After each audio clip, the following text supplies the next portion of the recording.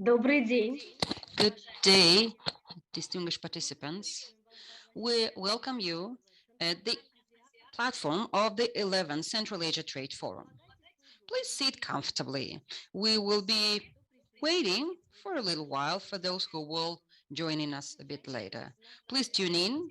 Please fine tune your sound. It's going to be interesting. In just a couple of minutes more, we will start the official opening ceremony of our trade forum. Please stay with us. Thank you.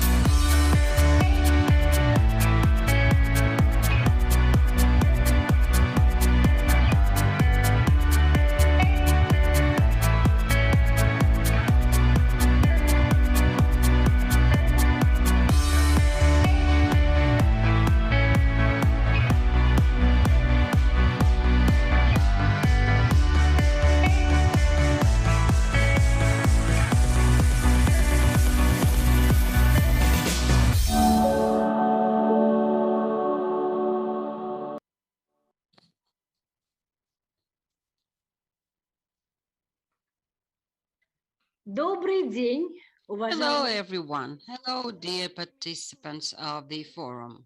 My name is Alfia Musina, and it's a great honor to be the moderator of the opening ceremony of the 11th Central Asia Trade Forum. Welcome to our virtual platform. Before we start with the ceremonial part, let me make several important announcements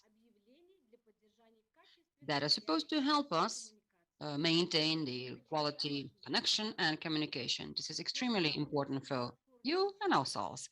The forum is being hosted at Zoom platform. If you want to watch the direct broadcasting, direct streaming, then you can watch it on YouTube channel. Please pay attention to the chat box where the links to the Russian and English version will be posted. You can also get connected via Teams application. The chat will also offer you several links. The working languages of the forum will be English and Russian. In order to select the appropriate language on Zoom platform, please find the globe icon at the bottom of your Zoom screen. For our English-speaking guests and participants, let me also share with you a couple of very important technical remarks to support your communication. Please note that simultaneous translation is available. First, please locate the globe sign at the bottom of your screen and choose English language simply by clicking on it. Alternatively, you can watch broadcasted video on YouTube channel. In the chat box, you can find links and references to support your communication. Итак, от имени... Well, on behalf of the United States Agency on International Development, let me cordially welcome all the participants of the forum and announce the 11th Central Asia Trade Forum open. Well, ladies and gentlemen, the pandemic has introduced its corrections and modifications. It has weakened the business, trade, transportation of goods and services across the borders. However, the Central Asia remains to be the cross-border of the transportation routes between Europe, Eastern and Southern Asia. Implementation of important reforms aid in enhancing competitiveness and using the new opportunities will allow the same countries of Central Asia recover better. Maximal discovery of the trade and transit corridor potential of the region is, as never before, became possible via cooperation, partnership, and interaction. We believe that Central Asia Trade Forum is a landmark and large-scale event, and it significantly contributes to strengthening of cooperation, integration, and collaboration at the regional level. Well, now we would like to give a floor to the Deputy Ambassador of the United States in the Republic of Kazakhstan, Ms. Judy Kuo, for her welcome speech. Hello, everyone. On behalf of the United States, it is my honor to welcome you to the 11th Annual Central Asia Trade Forum. This trade forum, organized with support from the U.S. Agency for International Development, continues a tradition of cooperation between the United States and the countries of Central Asia that began 30 years ago. In 1991, the United States was among the first countries in the world to welcome the independence of Kazakhstan, the Kyrgyz Republic, Tajikistan, Turkmenistan, and Uzbekistan.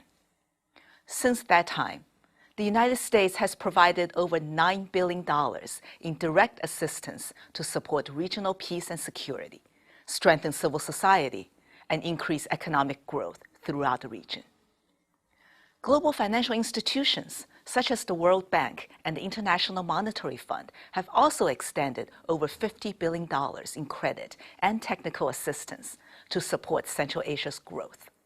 And over the past 30 years, the United States has forged strong connections with the people of Central Asia and has funded over 40,000 student and professional exchanges. American private sector companies have also invested over $31 billion in commercial ventures throughout the region, generating thousands of local jobs. When the first Central Asia Trade Forum was organized in Bishkek in 2011, it was born from the belief that cooperation, idea sharing, and international trade are key foundations for growth and prosperity. We're happy to see that the presidents of the region's nations at recent meetings have endorsed the view that mutually beneficial regional cooperation is the best way to overcome today's challenges. Speaking of challenges, for the past 20 months, COVID-19 has tested our notions of open borders, threatened the health of our populations, disrupted global supply chains, and altered our sense of normalcy. But the pandemic has also highlighted what humanity is capable of when we cooperate to confront common threats. Never before have vaccines been developed so quickly. Never before have new technologies been adopted so rapidly. And never before have entire industries adapted so swiftly. There is no challenge too great if we work together in our common interest. As we celebrate 30 years of partnership, Let us look forward. Let us think with ambition and commitment as we address the barriers to closer cooperation so that we can build a more stable, globally connected, and prosperous Central Asia. Thank you all for joining us, and I hope you will find the forum discussions both informative and fruitful.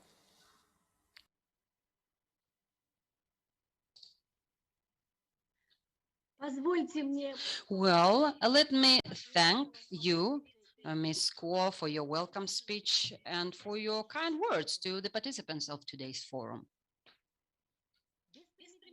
Well, without further ado, I now would like to give the floor for a welcome speech to our partner, the coordinator of the regional program of the German Society for International Collaboration in Central Asia, GIZ, Mr. Thorsten Brettini. His address was pre-recorded. Please, Mr. Brettini. Good afternoon, dear ladies and gentlemen, participants of the Central Asian Trade Forum. It's a great honor for me to greet you on behalf of the Deutsche Gesellschaft für internationale Zusammenarbeit, GIZ, in the annual Central Asian Trade Forum. Unfortunately, we still have some limitations for offline meetings due to the pandemic, but in spite of everything, it's a pleasant to participate in the already 11th annual Central Asian Trade Forum. Let me express my congratulations to the United States Agency for International Development with launching of the next forum, and thank you for the fruitful cooperation over the last several years, not only in the framework of this forum, but also in general to support the development of the Central Asian countries. For several years, GIZ has continued to take an active part in such an important event as this forum, which has established itself as a platform for entrepreneurs, businessmen, and politicians from all Central Asia, but also from South Asia and other regions, and where all of them are really actively involved on promoting the regional economic cooperation and stimulating the economic growth and wealth in Central Asia. An important condition for increasing the efficiency of economic cooperation in Central Asia is, of course, improving communication between regional markets as well as with such large markets like China, India, Pakistan, Russia, and also Turkey. The agriculture and food processing are key factors in Central Asia, and they are the major sources of export earnings for the region. The Central Asian countries are landlocked, as we all know, and without access to seaport, they are at a disadvantage due to the high transportation and logistic costs. At the same time, the pandemic has made its own adjustments in many areas of our life and forced the countries to push the emergency measures for minimizing the negative consequences. In particular, the closure of border and the temporary suspension of transport movements also influenced to the trade volume between the countries of Central Asia. According to various analysis and studies carried out in the framework of GIZ projects, we also see in the last time the good dynamics of recovering and improvement of the situation related to the cross-border trade in 2021. It's a pleasure to note that the favorable conditions have been created between the Central Asian countries for mutual trade within the framework of various trade agreements, as well as bilateral agreements and the overall growth of mutual trade between the countries. And today we see that the volume of interregional trade is more than 8% of the total foreign trade turnover of the Central Asian countries. But it should be also noted that the interregional trade and the involvement of interregional trade differs from country to country. And we hope that every year the cooperation between the countries will only grow, and consequently there will be an increasing of the interregional trade volume in Central Asia. I believe that this forum is, beside other efforts we are supporting and you are supporting, but this forum can be one of the engines for this development. Within the framework of the forum, it has also become a tradition to hold the session on transport, logistic, and trade facilitation in Central Asia. And GIZ is actively involved in the preparation and conducting of a session on these topics. In particular, this year, we would be really glad to see you at all the sessions, but also in the sessions dedicated to the trade and transit in Central Asia countries, exciting challenges and possible digital solutions. There, our partners from the public sector, from Central Asian countries, but also from the private sectors, are going to present the developments and the achievements, and the private sector will be there represented by the Transport and Logistic Partnership in Central Asia. Let me once again thank USAID for the fruitful cooperation in the development of the Central Asian regions, as well as all our partners for the joint work aimed to strengthening the regional cooperation. Thanks for your participation at the 11th Annual Forum, and I wish you a very productive and interesting week during the Central Asian Trade Forum. Thank you very much.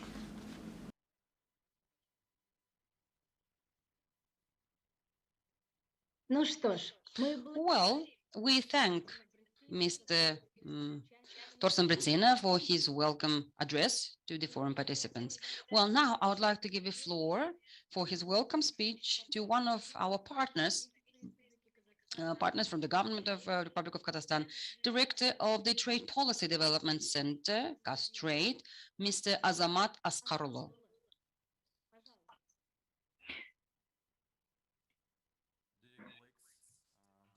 Participants, thank you for the invitation to participate in the 11th Central Asian Trade Forum.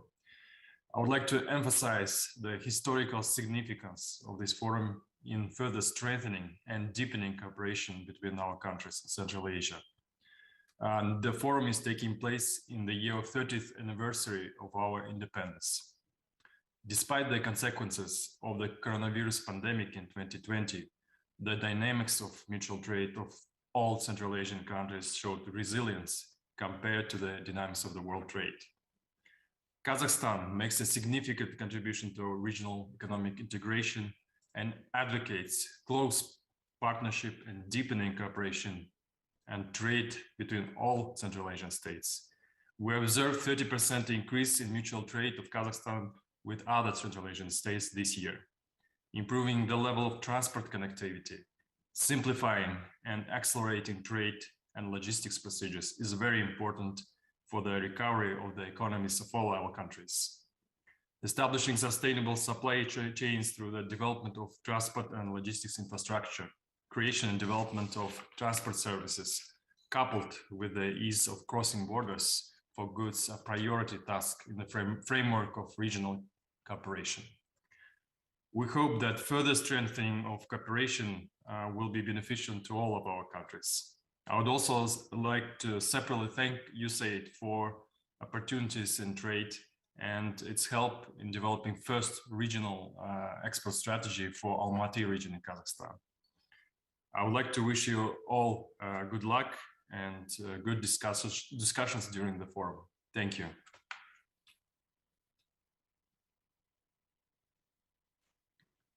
Благодарим вас, господин Аскарулы, за ваше приветствие и пожелания. Thank you, Mr. Askaroli, for your welcoming remarks and for wishing us a productive forum. So the 11th Central Asian Trade Forum is virtual, and the geography of our forum is vast. Over 1,000 participants from 39 countries of the world. This is the landscape of our meeting.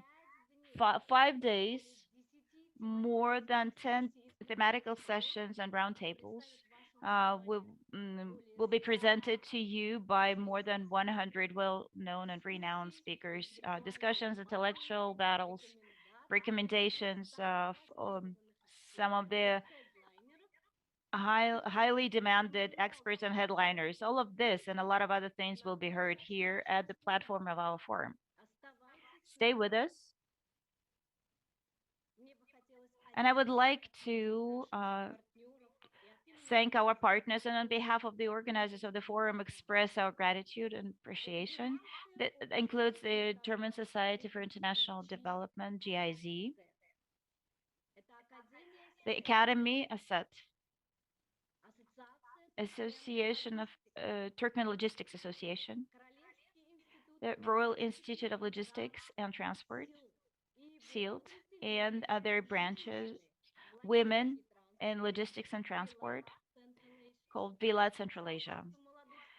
The Community of Young Specialists in Logistics and Transportation, Next Generation Central Asia, the Global Alliance of Cold Chain, GCCA, International Union of Automobile Transportation, IRU, the International Financial Corporation, IFC, the International Trade Center, ITC, Kazakhstan Federation of Organic Agricultural Movement, the World Bank, the Center for Trade Policy Development, Castrade, the Union of International Automobile Transporters of the Republic of Kazakhstan, KazAuto. It's a great pleasure for me to thank our media partners as well, who took part and continue to take part in organizing and supporting our forum. That includes Discover Kyrgyzstan portal, Kazakh tourism portal, the electronic portal Ashgabat in, Travel Tajikistan portal, Uzbekistan travel portal, Wide Oyster magazine, and Asia Hikes Guide portal. The Kazakhstan website about startups, businesses, and hobbies, STEP, Ecologist UZ portal, Capital KZ portal, and the Kazakh Travel Agency, International Agency, Kazakhstan Press Club, Kazakhstan Press Club portal, Profit KZ. Well, dear friends, with this, we would like to finish our opening ceremony of the 11th Central Asian Trade Forum. However, our work will continue, and we are inviting you to join us in a couple of minutes to participate in the first panel session that is dedicated to relevant trends in trade during post-pandemic, COVID-19 post-pandemic. In several minutes, we're going to present to you an announcement of the next session, which will where we will provide information about speakers and headliners of the first session of the forum. During this session, you will learn about the possibilities of recovery after the pandemic. I would also like to emphasize that this session will be held together with the International Trade Center, ITC, that is located in Geneva. The leading economist, Ms. Valentina Roll, and Mr. Bigzod Hashim will share valuable recommendations and their vision of the economy during the post-pandemic period. You're looking forward to having some great and interesting and relevant discussions, dear friends. And I'm asking you to keep an eye on the updates in the program, in the agenda and social media, and we're active on our website and on other channels that are available. Please stay with us. And now I would like to say goodbye to you with this and turn the floor to Barbara Ramos, and she will be moderating the first session. She'll be a moderator of the next session. Stay with us. Stay with us for the next 5 days. They will be very interesting, and I wish you all fruitful discussions, successful and productive forum. Use the chat box to ask questions, and get involved in discussions. This is your forum, and we hope that you will find it useful.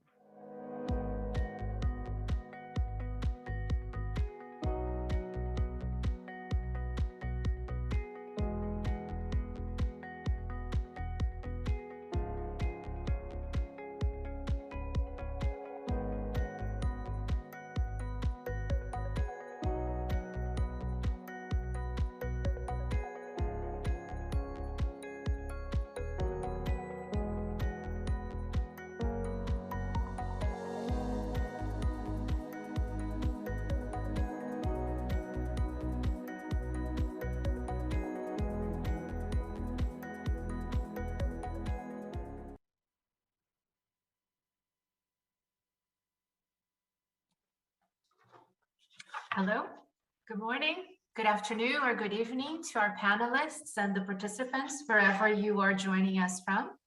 Welcome to this panel on post-COVID trends in trade on this very first day of the Central Asia Trade Forum. My name is Barbara Ramos. I am the Chief of Research and Strategies for Exports at the International Trade Center, OITC, in Geneva.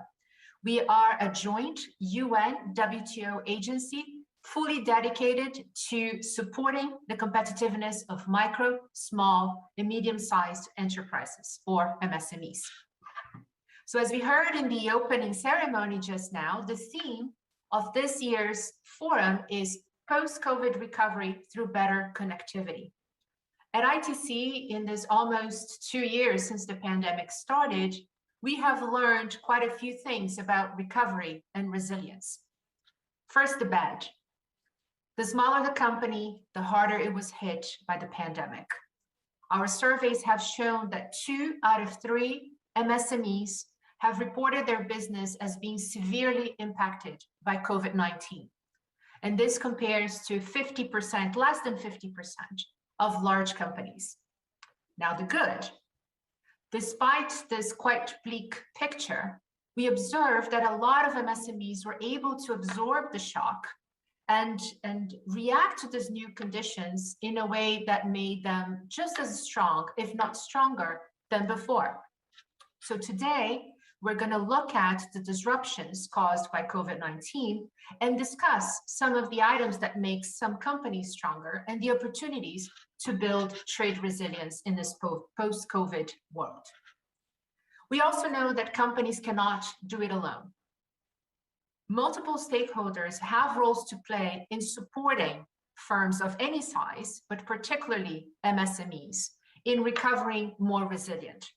And these stakeholders include academia, business support organizations, international organizations, lead firms in international value chains. And I'm very pleased that on this first panel, I am joined by many panelists, stellar panelists, representing all these diverse voices, all these diverse stakeholders, so we can have a really holistic view on how we can support firms to rebuild trade resilience in the post-COVID. Let me introduce some of my panelists very briefly, starting with Mr. Rajesh Agarwal. He's the officer in charge of the Division of Market Development at ITC. He leads the team engaged in building the capacity of the private sector in developing countries to effectively engage in advocacy with their governments on trade negotiations and trade policy issues. Ms. Valentina Rollo is an economist and manager of the SME Competitiveness Program at ITC. Before joining ITC, she worked for the World Bank, the ILO, UNCTAD, OECD, and the European Commission. And she will be doing the introductory presentation for us today. Next, we have Ms. Asel Egerberdieva, and I apologize for my spelling of your name. I will do my best. Please correct me if I'm wrong. If I may call you Asel, I think that will be easier for all of us. She is the Deputy Director General of CAS Trade Policy Development Center, where she supervises analytical and consulting support for export activities and implementation of the Export Acceleration Program. Welcome. Next, we have Ms. Jamilia Imankulova. She is the owner of Ecofirma company in Kyrgyz Republic, which supports small and medium-sized farms involved in organic agriculture, both production and processing, through product promotion, awareness raising, and integrative lifestyle and healthy nutrition. And finally, we have Mr. Beksod Kashimov, who's a doctoral candidate at the University of Wisconsin-Madison, a columnist for Gazeta.uz in Uzbekistan, and a host of the podcast Khoshimov's Economics. Welcome to all of our panelists, and thank you for joining us today. Before we get started, I would like to raise just a few housekeeping issues. First, for your information, this event is being recorded. Simultaneous interpretation is available during the event. You can just click and choose the language which you would like to hear. All participants have been muted by default. For our panelists, please keep yourselves muted while you are not intervening and unmute yourselves when it's your time to speak. I kindly request, and you already have that done, to keep your cameras on so we make more interactive discussion. But if you do have connectivity issues, please feel free to turn them off while you are not speaking. Attendees are welcome to use the chat box if you have any technical problems. We do have a technical team that's here to support you. So if you do have a technical problem, please use the chat box. And if you would like to submit questions to the panelists, use the Q&A function at the bottom of your screen. Our panel today will start with a presentation by Valentina on assessing the business impact of COVID and identifying measures to build resilience. She will start with a presentation, and then I will invite the panel to reflect upon some of the things that she will share with us through structured discussions. We will have 2 rounds of structured discussions, followed by a Q&A, very quick closing statements from our panelists, and a summary. So we will be collecting your questions through the Q&A box, and we will pose them to the speakers as time allows. So please do interact with us and submit your questions. Without further ado, I will leave the floor to Valentina. Thank you, Barbara, and good morning to everyone. Let me share my screen before I start my presentation. Voila. Can you just confirm that you see my screen? We do. It's perfect. Perfect. So thank you, Barbara, for introducing me. It's a pleasure to be here today. Good morning or afternoon to everyone. So Barbara already introduced the topic of the session and the topic of this presentation. So today I will provide you some key insights and findings from the SME Competitiveness Outlook 2021, the book that I have here today and that you can find online and that we launched last June this year. And that actually has key results from ITC research, our research, showing the fundamental factors that actually make firms competitive in good times and at the same time make them resilient in bad times. Now, in the interest of time, I will start immediately by showing what we observed during COVID. So what are some key statistics about both how companies were affected, but also some silver lining from it. So, and both globally and from some statistics we have from Central Asia. So, as Barbara mentioned, our data, the data we collected globally, shows that MSMEs were more affected than larger companies. So virtually, they were all affected, so at the 98%. But if we look at those that were strongly affected, the majority, as you can see here for the total sample that we collected, shows that 56, so over half of MSMEs actually were strongly affected as compared to 43% for larger companies. Now, this difference, this gap between small and large companies can be observed in all the regions where we could collect data. Of course, you will see that some big differences apply more to some regions like Latin America, for example, as compared to others, but the effects of the difference is marked and observable in every region of the world. And actually, also one in five, so over 20% of micro firms risked shutting down permanently within the first 3 months. So this is related to the first wave of the pandemic compared to a small 9% of large firms. So more companies were risking closure within 3 months. So it was a bleak outlook. outlook when we looked at the data. And again, the difference between small and large firms is observed across all the regions where we could collect data, again, with bigger differences in some regions, Latin America and Caribbean and Sub-Saharan Africa, but the pattern confirmed in all the regions. And there are relevant country differences that you cannot see here, but can be found in the country COVID profiles that we created, and I will share the link in case some of you are interested in looking at it. Now, if I can proceed with some specific data on Central Asia for the countries where we could collect some data on the impact of COVID on SMEs. So I try to focus really on the messages where we can see bigger differences.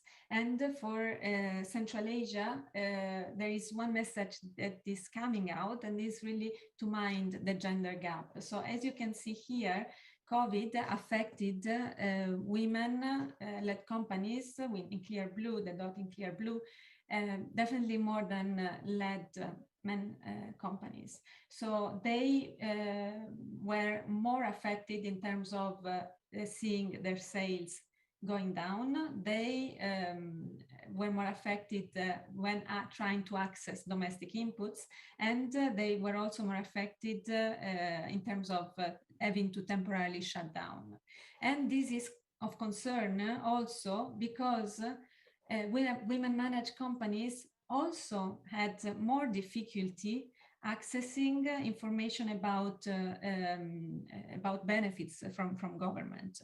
So not only they were more affected, but they also struggle more to access benefits and information. So it's an important finding that we found in the data from Central Asia. And then if we look at the difference between Central Asia and the rest of Asia, so in the countries where we had information, we see that, for example, in terms of importing inputs, Central Asia, the companies in Central Asia faced problems importing inputs in the terms of 50%, while it's in the rest of Asia, we're talking about 22%. Now, nonetheless, in Central Asia, actually firms proved responsive. So there is definitely a silver lining here. And as you can see, so in Central Asia, so the clear blue dots, as compared to the rest of Asia, the blue, the dark blue dots, companies were reactive in the sense that they started selling online. They started customizing their products to the new reality or developing new products, and they started sourcing from new suppliers, probably because of the difficulty importing inputs they were having. So firms were responsive, and that's what we can see. This means that despite the big picture we have seen in globally and in different regions, actually small companies displayed quite some resilience, as Barbara mentioned. But what exactly drove this firm resilience? Which competitiveness factors? Now, intuitively, we can say that competitive firms are more resilient, right? But we wanted to understand more. Competitiveness, SME competitiveness is our key area of work. So we focused on the data that we had to try to answer these questions. So we focused on the countries where we had made a full assessment, the diagnostic of SME competitiveness through our diagnostic tool, the SME Competitiveness Survey, before COVID, but where we had also conducted a complementary survey to assess how companies have been affected by COVID-19 during the crisis. So combining this data from these two surveys on the same companies, of course, allowed actually us to understand better, so, and also to what extent the pre-crisis competitiveness characteristics factors that affected the business outcome during the pandemic. And I will provide here some key results from the book that I mentioned that we have launched this year and that is available online. So, fundamentals matter for resilience. So this is the key message that I will then explain in more details and with the different characteristics in the different areas. So our research really shows that the businesses, the companies that had already before the pandemic certain competitiveness factors actually were more resilient during the crisis and were able to react. And we have built a framework to explain this, and I will go directly into each specific finding so that we have more details, that I provide you with more details. So first of all, being competitive, so compete. So what drives really the firm's ability to meet the market requirements in the short term, so its capacity to compete also makes it more robust to the crisis. This is what we see. More specifically, we can see that companies that had, so what are the characteristics? Companies that had efficient inventory management, companies that had a complete financial record keeping, and those with the bank account actually were more robust during the crisis, during the pandemic. So this is the first result on being competitive. So at the same time, competitiveness and resilience also depend on being connected, so the strong connections of a company with business support organization, peers, buyers, and suppliers. And here, what we can see is that actually those companies that engaged with business support organizations, so those companies that engage with business support organizations had less difficulty accessing information. Those companies that were more independent of one large supplier and actually less difficulties accessing domestic inputs. This is related to diversifying the pool, the portfolio of suppliers. So connecting, reaching out definitely helped them to face the crisis, to draw on the relationship. And thirdly, the ability of companies to actually transform their knowledge into new products and into new processes helps, on one side, companies' capacity to change. And during the crisis, actually, the companies that were more responsive, that actually were better able to draw on the resources. So, for example, those that were investing high resources in research and development, with a better skill match of their companies with the market in their area, and with better ability to manage cash flow, were better able to respond to the crisis in terms of, on one side, creating new products, switching to online sales, or starting sourcing from new suppliers, for example.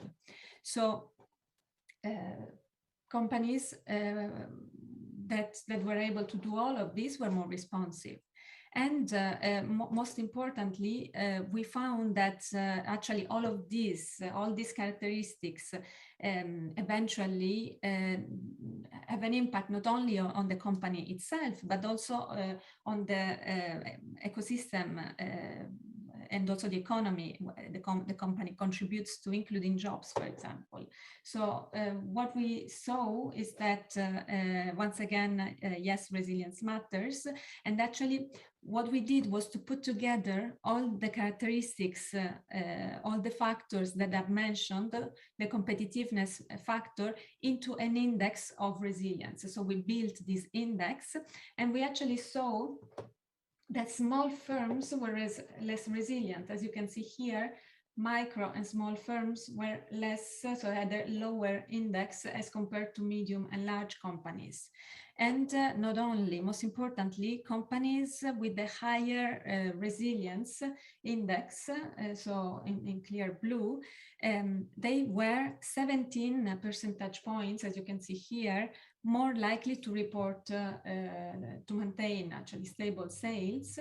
And also they were 5 times less likely to lay off employees during the crisis as compared to companies with the lower index, with the higher index, sorry. So definitely this is important as a result, because it shows how resilience affects not only companies of different size, but also their environment and their economy they contribute to. So to conclude and to recap a little bit what I mentioned, and with all the details. So what are the lessons learned from the crisis? Well, clearly fundamentals matter. So we have seen that SMEs were more affected by the crisis as compared to bigger firms, to larger firms.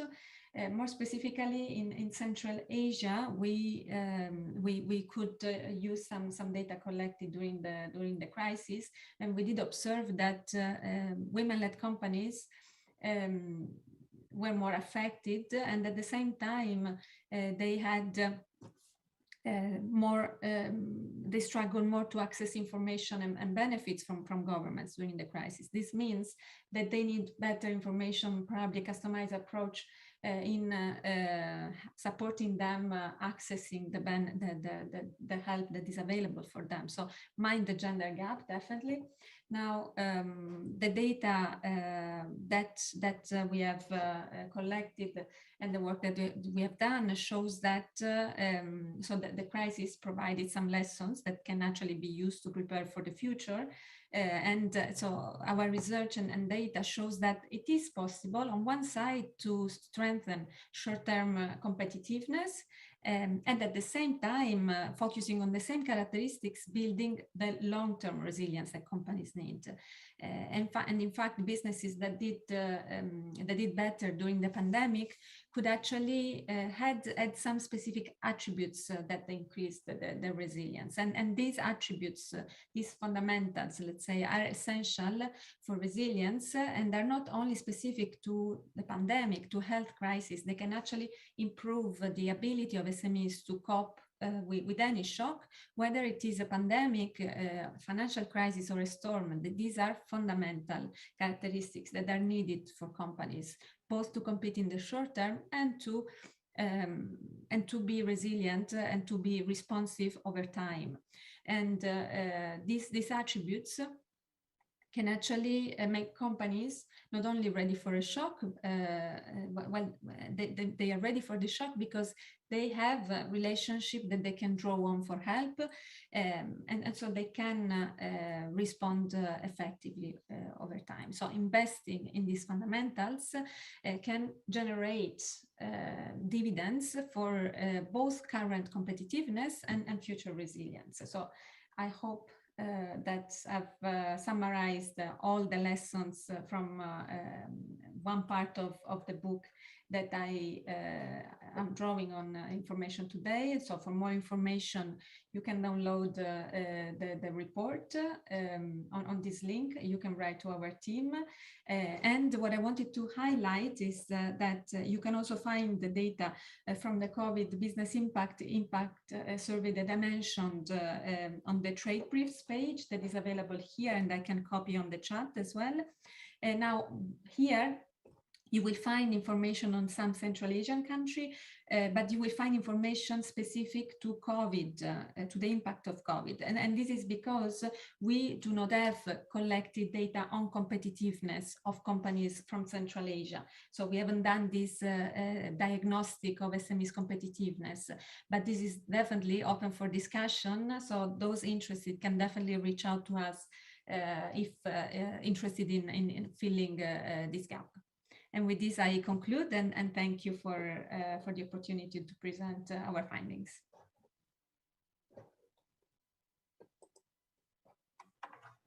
Thank you, Valentina. I seem to have been kicked out of the room momentarily, but I was able to follow the presentation. Can you hear me fine? So thank you very much for putting some numbers into what we have observed. And as the chief of research, I would emphasize it's not only important for us to observe what's happening, but to also collect data on it so we can provide better policies and better recommendations to help companies recover from the pandemic. And I understand that ITC has done this COVID survey, and you shared with all the participants that they can download that information, they can check that information. I also encourage them to download our report. And if you are interested in doing a deeper dive into your own country and the situation of your MSMEs, that you contact our team so we can assist you in doing that. So what I will invite us to do now is to reflect on some of the findings that Valentina shared and to look back at this experience with COVID with our panelists, and to think about the lessons that we have learned during COVID-19 that can inform our work in strengthening the resilience of MSMEs. So I will start with Ms. Jamilia. I will start with you, and my question to you is based on something that we heard from Valentina. We saw the effects of COVID on global companies. We saw a few of that disaggregated data as well in Central Asia. I would like to hear from you, how does your experience compare? Specifically, how did the pandemic disrupt supply chains, disrupt your work?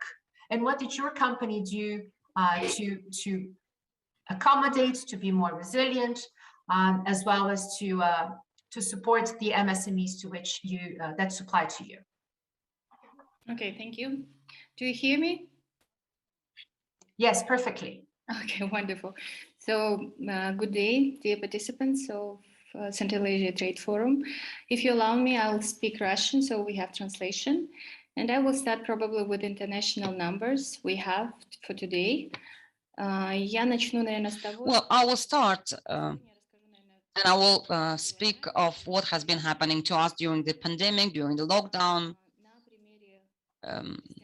using our farm as an example and EcoFarm as an example. If we look at the numbers, then today, the company from Fortune 1000, they can forecast the disruptions of supply chains. 75% of companies have already suffered from negative or very negative, very adverse impact on their businesses, I mean, ourselves included.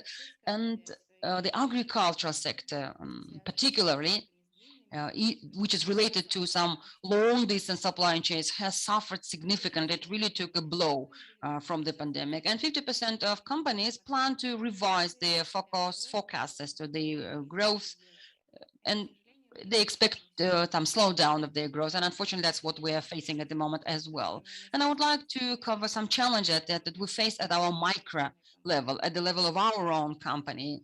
And let me remind you that our company actually has the whole added value chain from production, in production of organic agricultural produce. We do have our own companies, so we do have our own processing farm, we do have our storage facilities, and we do have a network of kind of a chain of retail shops. So if you actually listen to me carefully, then you will understand that it is related to retail, to production, and even to the farm itself, because back then we had some difficulties collecting our yield or planting some new seeds. And so we had some difficulties planning our agricultural season. So as for the supply chain, then what are the factors that affected us and what happened to us when the lockdown happened? So cross-boundary trade was suspended, and actually Kyrgyzstan actually depends significantly on import, and I'm from Kyrgyzstan, and I also largely depend on imports to Kyrgyzstan, to Kazakhstan and Uzbekistan. So on top of these borders being closed, we had our internal borders also closed. I mean, in between the regions, our regions were isolated from one another. We are the company that kind of brings together and consolidate the produce of farmers from all of Kyrgyz Republic. Then we had another problem with the supply of the produce. And of course, the producers or farmers were afraid of going, of reaching out and talking to other regions, and ourselves included. And as a result, what happened, right? The retail chain, Ferma Market, did not receive our produce on time. We are suffering from a solid, shortage of supply, and as a result, the prices go up because we have to, import some of the produce. Quality of produce is inconsistent. We're unable to provide high quality produce on time, and actually the range of products is also reduced. And as a result, we incurred some financial losses. I mean, the clients don't care. I mean, they want the produce to be there on time, and if we cannot, then they don't buy from us. Same happens with the farm. If we talk about supply chain, we and at the end, actually in the production as well, we do have the processing facility. It all happened this spring, and that is why we're slightly delayed with our planting. We had a shortage of our planting seeds that we expected to receive from the farmers, and also the automation. We're not very automated because we are an organic farming, and the most of the automation is handled by outsourced companies, and tractors or some special equipment couldn't be delivered, they couldn't arrive, and those are key in the whole supply chain. And so we started later than planned, and at the end of the season we lost our yield because it was a belated yield, and it snowed in October, and lack or inconsistent supply of raw materials leads to reduction of our manufacturing volumes. We are simply unable to produce sufficient volumes of produce, and we incur financial losses again. So how did we solve this problem at our own micro level, in our own micro world? We began very actively collaborating with business associations, and I would like to avail myself of this opportunity to express my sincere gratitude to all the business associations who supported as much as they could. They were informing us, they were helping us with permits and license, they were actually arranging some permits for our corporate vehicles, corporate fleet, because back then our corporate fleet was acting as a logistical companies. The owners, myself, our partners, we picked up the produce from farmers, those who make those products, those who produce, the farmers that grow those products and brought them in our warehouses and storages and or to the retail. We were actively developing connections with other suppliers because here, this is where we try to somehow diversify the deliveries or our project, diversify the delivery channels, and unite and join with other suppliers in order to be able to help each other and to overcome this issue of deficit that we encountered at the time. And we were also setting up the links with other farmers that were not in our chain, and we were trying to reduce this long chain of supply, trying to find alternative suppliers and putting them in the database. As for the demand structure and the consumer activity, at that time, the demand structure, because of the deficit, because it was inconsistent, the demand was going down. We could not forecast the levels of our future sales and the amount and the quantity of produce that we would have to keep in our warehouses. And of course, what also affected the demand was the fear of the consumers of physical contact, of being outside on the street and interacting with others. And there were very few people who would go to retail stores, and if they did to pick up some product, essential products. So as a result, we ended up having reduced demand. The buyer activity went down significantly at the time, although we know that essential products such as bread, sugar, toilet paper, and protective means and disinfectants were actively sold and bought, but we were talking about wider range of products, and we were not ready for that, and we were losing materially. We had a lot of material losses, and we reduced our production volumes, and because of the lack of raw materials, that farmers couldn't deliver in time, and we had incurred losses. How did we overcome this? The situation pushed us very well to actually come up with our own application, online application, that helped us offer. This is the issue of digitalization. It helped us offer online deliveries to our client, door-to-door deliveries to our client, and this kind of helped us at the time. The staff. Another factor is, of course, our staff. What happened and why we suffered from the lack of staff because of the limitations and isolation and quarantine and limitations of movements. There were no transportation meals that would have permits to actually take people around, and there was no public transportation, and emotional instability, the fear to go out to work. This is what most of our staff experienced, and this is what we had as a problem. As a result, we didn't have enough staff and people, and if we lost somewhere, we lost some buyers activity, we lost our income, we lost our revenues and finances, we also lost staff. What did we do? We tried to provide protective means to our staff and disinfectants. We provided transportation to our staff, so we would pick them up at home and bring them to the office, and we actively supported the company spirit because we cannot ignore the emotional factor. We can constantly work with people online, both online and offline, but I think that is also a very important factor.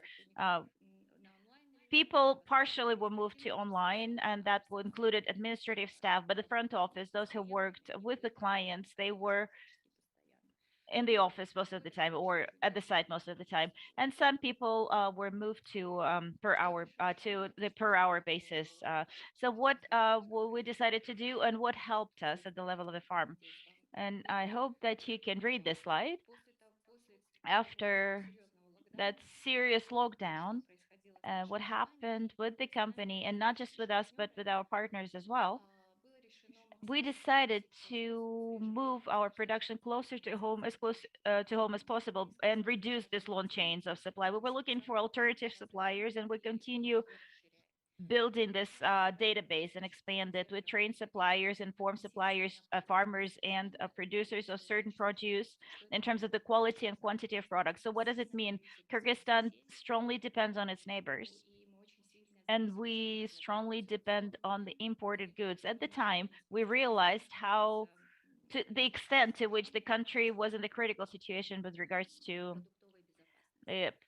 food safety and product safety, and we had a fear that we may run out of products and or food, and we won't have anything to eat. So that's why we continue working, and we're pursuing the goal that we will be working with the farmers, although since we've been working with them since the very first day of our existence, but we're working on determining what kind of products we need, what quality is required, and what range of products is required, and we train the consumers with regards to educated consumption. We're talking about green economy and why local is better than not local, and informing and awareness raising and training of farmers, raising of awareness, as I said, pertains to consumers as well, because a lot of time before COVID, it's not that we didn't understand that. We would tend to ignore, we didn't focus on how we consume food, how we consume produce, how much product is being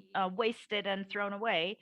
And I think that this educated consumption is a very good topic that we should focus on when we work with consumers. We're reducing losses by means of optimizing the processes. We digitalize the process, and we focus more on analytics, and we remove products that are not in high demand from the XYZ category. If we talk about the analytics, we're reviewing the line of our own products and optimize the line in order to reduce costs and expense losses. We're increasing the points of sale that sell our own products, and we look at the growth of development. If in the past we were forecasting for half a year ahead with regards to the sales plans and the scopes of production, now we are shifting to 3 months planning. And I think this is what helps us today as well. So annual planning doesn't work anymore. It doesn't work today, and it's very difficult to analyze something. If last year we were growing at 20% monthly, now we're down to, and we expected that this year we would see a further increase and further growth, but unfortunately, the reality shows that it's not going to be the case. And development and education of staff and stress informant of the company of the company, because working with one expert or investing into one expert, we need to understand that if somebody leaves, the team should be able to support the work on time. So it's development of sectoral knowledge, skills, etc. So we're focusing on developing the team rather than strengthening one manager or 2 or 3 managers. And of course, we're optimizing all the processes, and we're thriving to the maximum independence from external factors. And this is what I talk about. We're dependent on neighbors. Now we're trying to make sure that this influence of export is as little as possible. And then the plan B development, because we were not ready to quickly adapt to see how to stay afloat and how to keep jobs and keep people in the company. What happens to the company now? We're actively developing the strategy of what if something similar to the pandemic happens. If the borders get shut down, then lockdowns are introduced, and the consumers' power goes down. And now we're seeing the overall downward trend in the world and globally. What can our company offer to clients in this case if something like that happens? So what we decided to do and what would help on the country level, and what our suggestions are: development of the policy of production safety or food safety and food security, more actively engagement and consolidation of efforts between agriculture and productional sectors. And we need to understand what the economy needs. Unfortunately, we don't get together to discuss these things, and there's no clear understanding what the country needs and what the essential product basket should include. Consolidated trading floor for agricultural products and food products on the country level. I'm talking about the wholesale suppliers. I'm talking about an online platform that would be of great help. And this is a question of numbers. This is a question of digitalization. And had we had the consolidated online platform, then we would be able to send a message and support each other via this platform. And the union of small farms. Unfortunately, small farms are scattered all around the country, and our suppliers are suppliers of net produce, so maximum as green product produce. They're also scattered around the country, and consolidation and unification of this small farms would also be interesting, because then we wouldn't have to sign contracts and sign agreements with small farms, which unfortunately don't always adhere to their obligations, and especially during the crisis. But the cooperatives and administration of these cooperatives would be responsible for that. Another issue is financial support. Today, the access to finance doesn't exist, and it's very difficult, and we have very expensive, well, our money is very expensive, and I think you all know that. Although after the pandemic, the state allocated some funding, but as much providing low interest rates. But even these low interest rates present a big burden for us. So maybe a restructurization of this loans would also be of great help for us, because now it's very difficult to, just be frank, it's very difficult for us to pay off those loans and getting new funding, getting new loans, because or restructuring the existing loans. I don't know how that could be dealt with on the country level in Kyrgyzstan, given the economic situation. And I'd like to say that for agricultural sector, it's a big problem, especially now that we know that agriculture always has problematic money. It's all about the seasonality and weather conditions that mm, we cannot dictate, about the consumer power and the buying power that goes down, and about those external factors that we don't have any influence. And this is it for me right now. If you have any questions, I'd like to take them and entertain them. But what I'd like to finish with, I like this saying of Henry Ford, and this is fashion in our company. We're saying, if whether you think you can or you think you cannot, you're right either way. So what we had to do at the time was to just believe that we will survive and that we can move forward and we can actually face those challenges and overcome them. And this is exactly what we're doing today. Thank you for your attention, and this is it for me. Thank you. Thank you, Ms. Jamilia, for bringing in such interesting perspectives. And I encourage all the participants to submit questions through the Q&A box, and I will pose them at the end of our second round of questions or structured discussions. But I wanted to emphasize one point that at least I hadn't heard before put it such a way, because when we talk about the disruptions of COVID, we tend to focus on the manufacturing supply chains. And you're bringing the story of agriculture, that, you know, once this thing starts flowing back in, it's not that you can just suddenly restart. The factory can, you know, press the on button and they restart. For you, if the season is not right, then, you know, you potentially lose that entire year. And I had not seen that discussion on the effects of COVID on agriculture, and I think that's so critical. So we'll come back to that in the Q&A. Now I'd like to turn to Ms. Asel. As we heard from Ms. Jamilia as well, that the support of business support organizations was critical for her company. The intermediation that they did with government was also very helpful. And we heard from Valentina in her opening remarks that those companies that had good connections with business support organizations were better off, at least in terms of obtaining information, which is so critical in a time of crisis. So I wanted to ask you if you could share some of the examples of how Castrade has responded during the pandemic, including some insights on what worked well, what perhaps could have worked better, and what you're doing thinking of potential future crisis. Thank you very much. Dear participants, thank you for organizing this forum. Barbara, thank you for moderating our session. Castrade, as a national institute which promotes and supports export-oriented SMEs, firstly faced all SMEs problems during the COVID period. This crisis of 2020 undoubtedly affected Kazakhstan's exporters. In the last year of pandemic, the number of countries where we supply our products decreased from 190 to 119. Lockdowns led to a drop in the demand for non-food products by almost 20%. Since 2019, Castrade is a main operator of state support measures for exporters. Promptly taking measures to support Kazakhstani business allowed us to avoid a big decline in non-commodity exports in 2020, and drop was only 2.8%. During the pandemic, when prohibitions and restrictions were imposed everywhere, we completely changed the format of our support and our work. We created a Telegram channel and where we received 24/7 urgent appeals concerning the export of non-resource SMEs, and we promptly involved in solving these problems.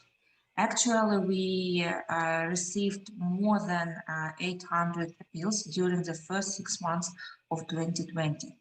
From our opinion, the most valuable support from the Ministry of Trade and Castrade as well was a consultative and analytical support. We tried to give comprehensive analysis of sectoral and country markets for representatives of small and medium business enterprises. And we try to do it on a permanent basis. All data are published on our website. It's an analytical portal, export.gov.kz. We have a lot of problems last year. For example, the situation at the border was changing with countries introducing new existing rules for importing goods. It's important to react in a timely manner and at the same time to build active cooperation with all business community. We constantly keep our finger on the pulse and keep companies informed of all changes. With closed border, Castrate also helps entrepreneurs to find potential buyers in foreign markets. For example, we tried to change traditional destinations of our goods and able to change change to find a new market for our goods. For example, export of frozen meat redirected from the markets in China and Central Asia to Middle East. We have one example. It's our domestic company. It's Aptograd, which, thanks to our measures, was able to increase its export on the market of United Arab Emirates and increase its export to $500,000. Domestic safflower oil producer Kazir Agra is also temporarily switched from Chinese market to Qatar market and increasing volumes of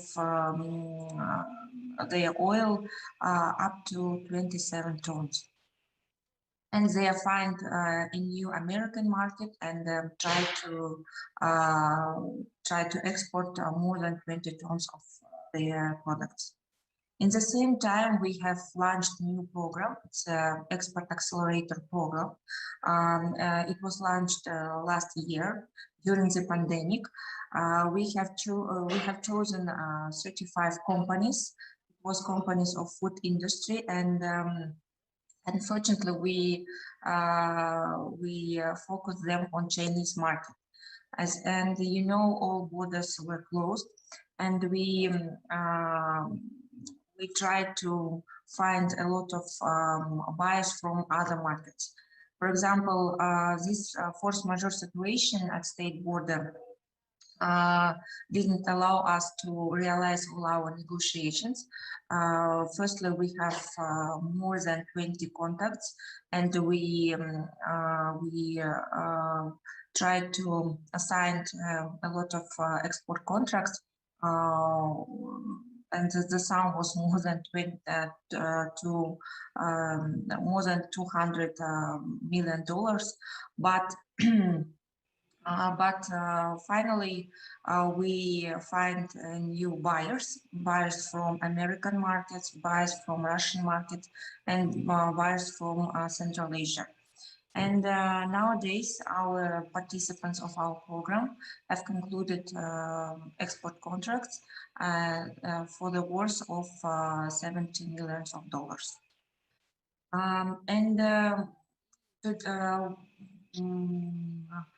One of the measures which I think try to help our exporters is our new program. As well, it's a Alibaba platform. We try to push our companies to Alibaba platform. It was successfully started. Inclusion of Kazakhstan in the list of verified companies in Amazon also helped us to open opportunities for our companies to sell to European and American markets.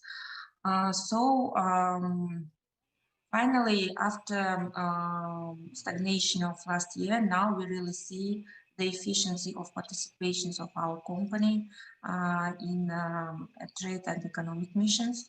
Our market started to open, and from the beginning of this year, we have participated in 8 trade and economic missions. We have gained a lot of business contact from other markets and countries. And now our business and our SMEs have contracted for more than 200 millions of dollars. So thank you. It was our main measures which Castrate tried to help last year, or tried to help to our business. If you have any questions, I will answer. Thank you, Mr. Asel. I hope that some of these measures and for our participants that also work with BSOs, that they can be an inspiration for them to support in their own countries. And we'll come back to some of the questions during our Q&A. Now let me turn to Mr. Beksot. And my question is, you know, we heard from Valentina early on, and we also heard from Ms. Jamilia that some companies like hers were able to adapt and you know, adjust to the situation and come out with some resilient strategies. But we also know that the environment is constantly changing. So MSMEs or even large companies, they need to constantly adapt. So let me ask you, focusing on Central Asia, what are some of the emerging challenges? I guess the previous panelists also talked about what if, you know, what are the what ifs? What are the challenges that could be facing these businesses in Central Asia? And what are the emerging trade opportunities that they can leverage? And what can governments do to support them?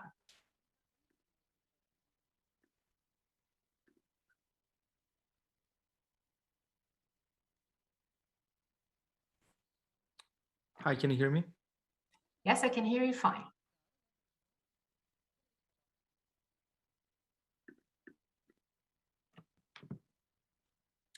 Yes, we can hear you. You can hear me? I lost you for a second. You can hear me right now, right? Okay. Yes, I can. So the question was, what are some challenges that the small and medium-sized companies are facing, and what can the governments do to help them? Was that a question? All right. Okay. Yes, and also some of the opportunities. Okay. So one thing I want to mention about the COVID and you know, other than the personal sort of experience of entrepreneurs, is that many businesses in Central Asia are and many people who are employed in small enterprises are not sort of official, right? If you look at numbers across the states, be it in Tajikistan, Kyrgyzstan, Kazakhstan, and Uzbekistan, vast majority of people who are employed by small and medium enterprises may not be employed sort of in the legal sort of market. In Uzbekistan, the numbers is 1 to 3. It's like, you know, about 5 million people out of 18 million in labor force is sort of employed in the books, and the rest of 13 millions, we basically don't know where they are employed. So what it means is that they may have some employment or underemployment that, you know, they get paid but not using official channels, or they're not getting taxed and so forth.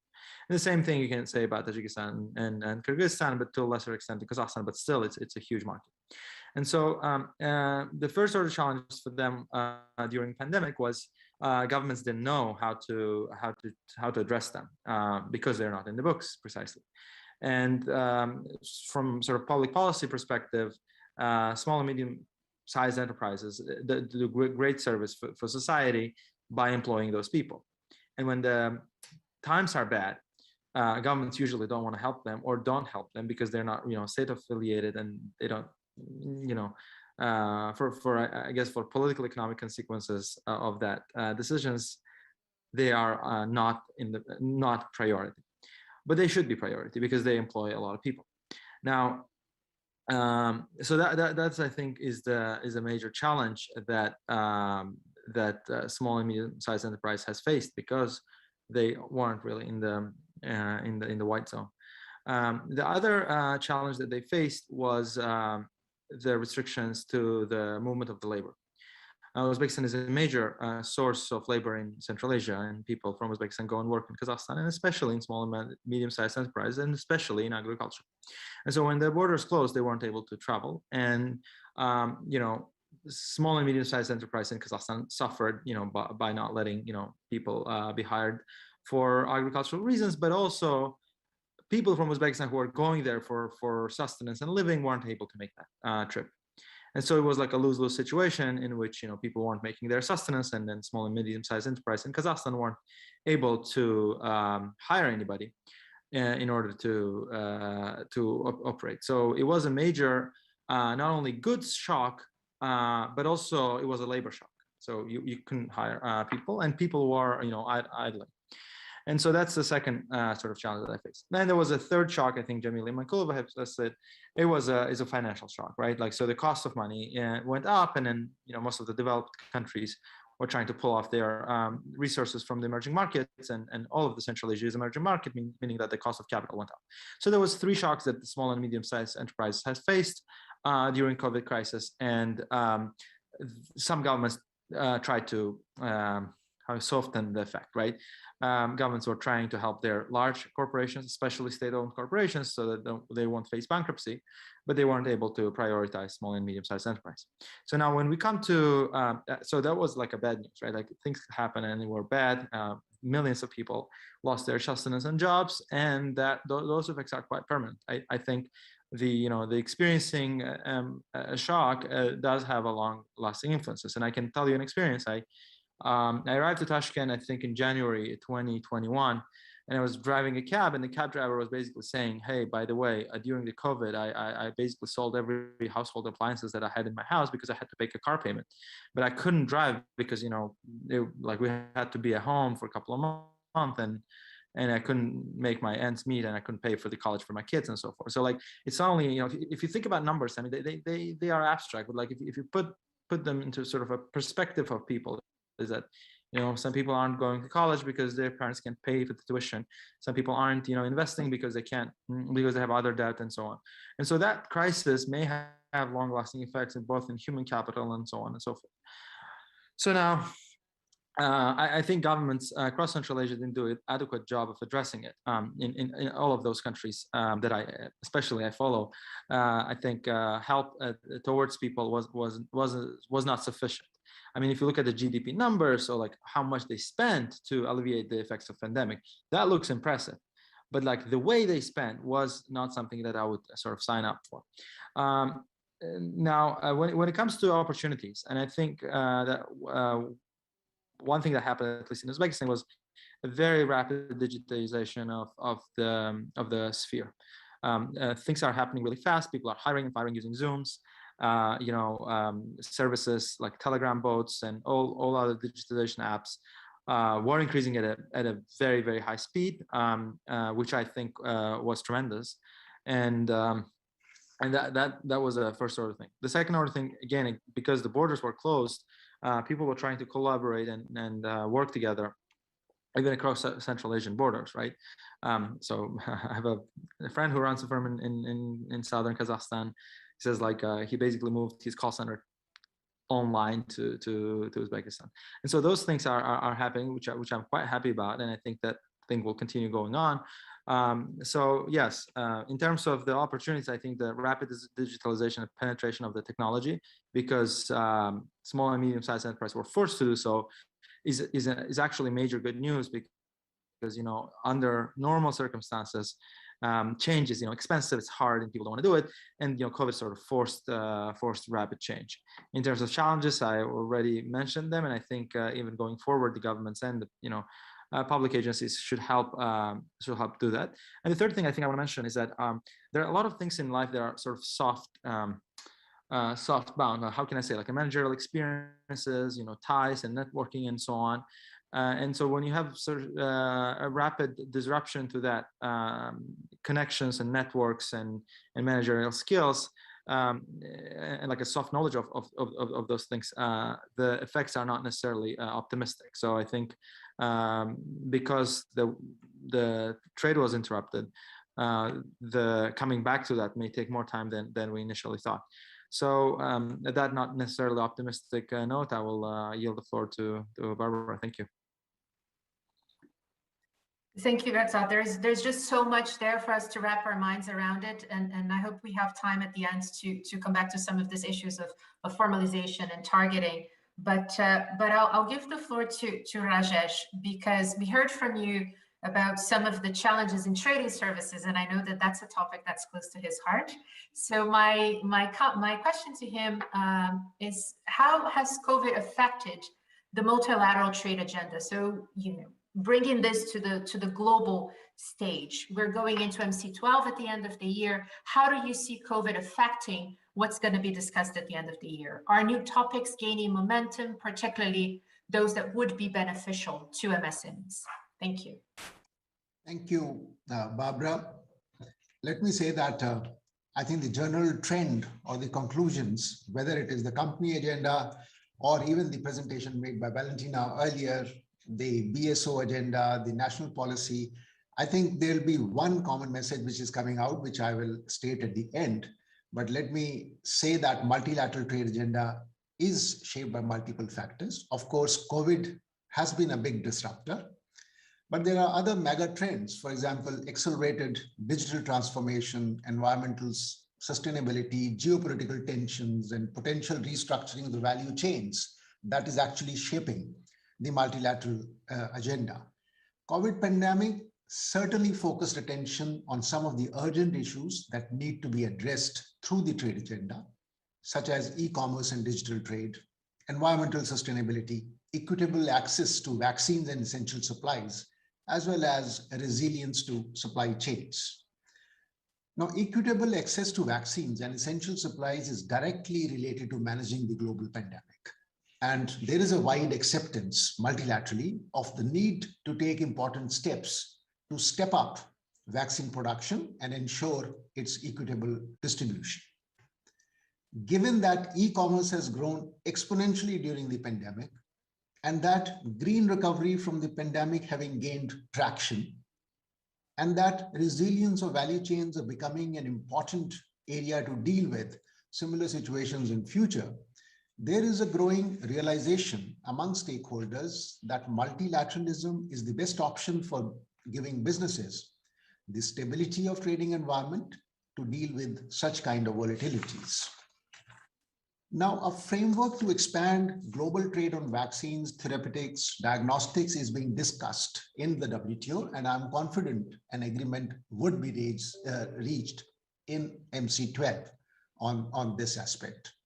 Now, most of the other themes which are being discussed in the so-called joint initiatives that are initiated by a group of WTO members, and they aim to address issues that are becoming central to trade and economic development, which include, obviously, I've already stated, e-commerce, investment facilitation, domestic services regulation, and MSMEs. Now, first of all, the increasing number of members are becoming interested in these JSI, the so-called joint initiatives. And the progress has been seen in some of them. And for example, investment facilitation is progressing quite well.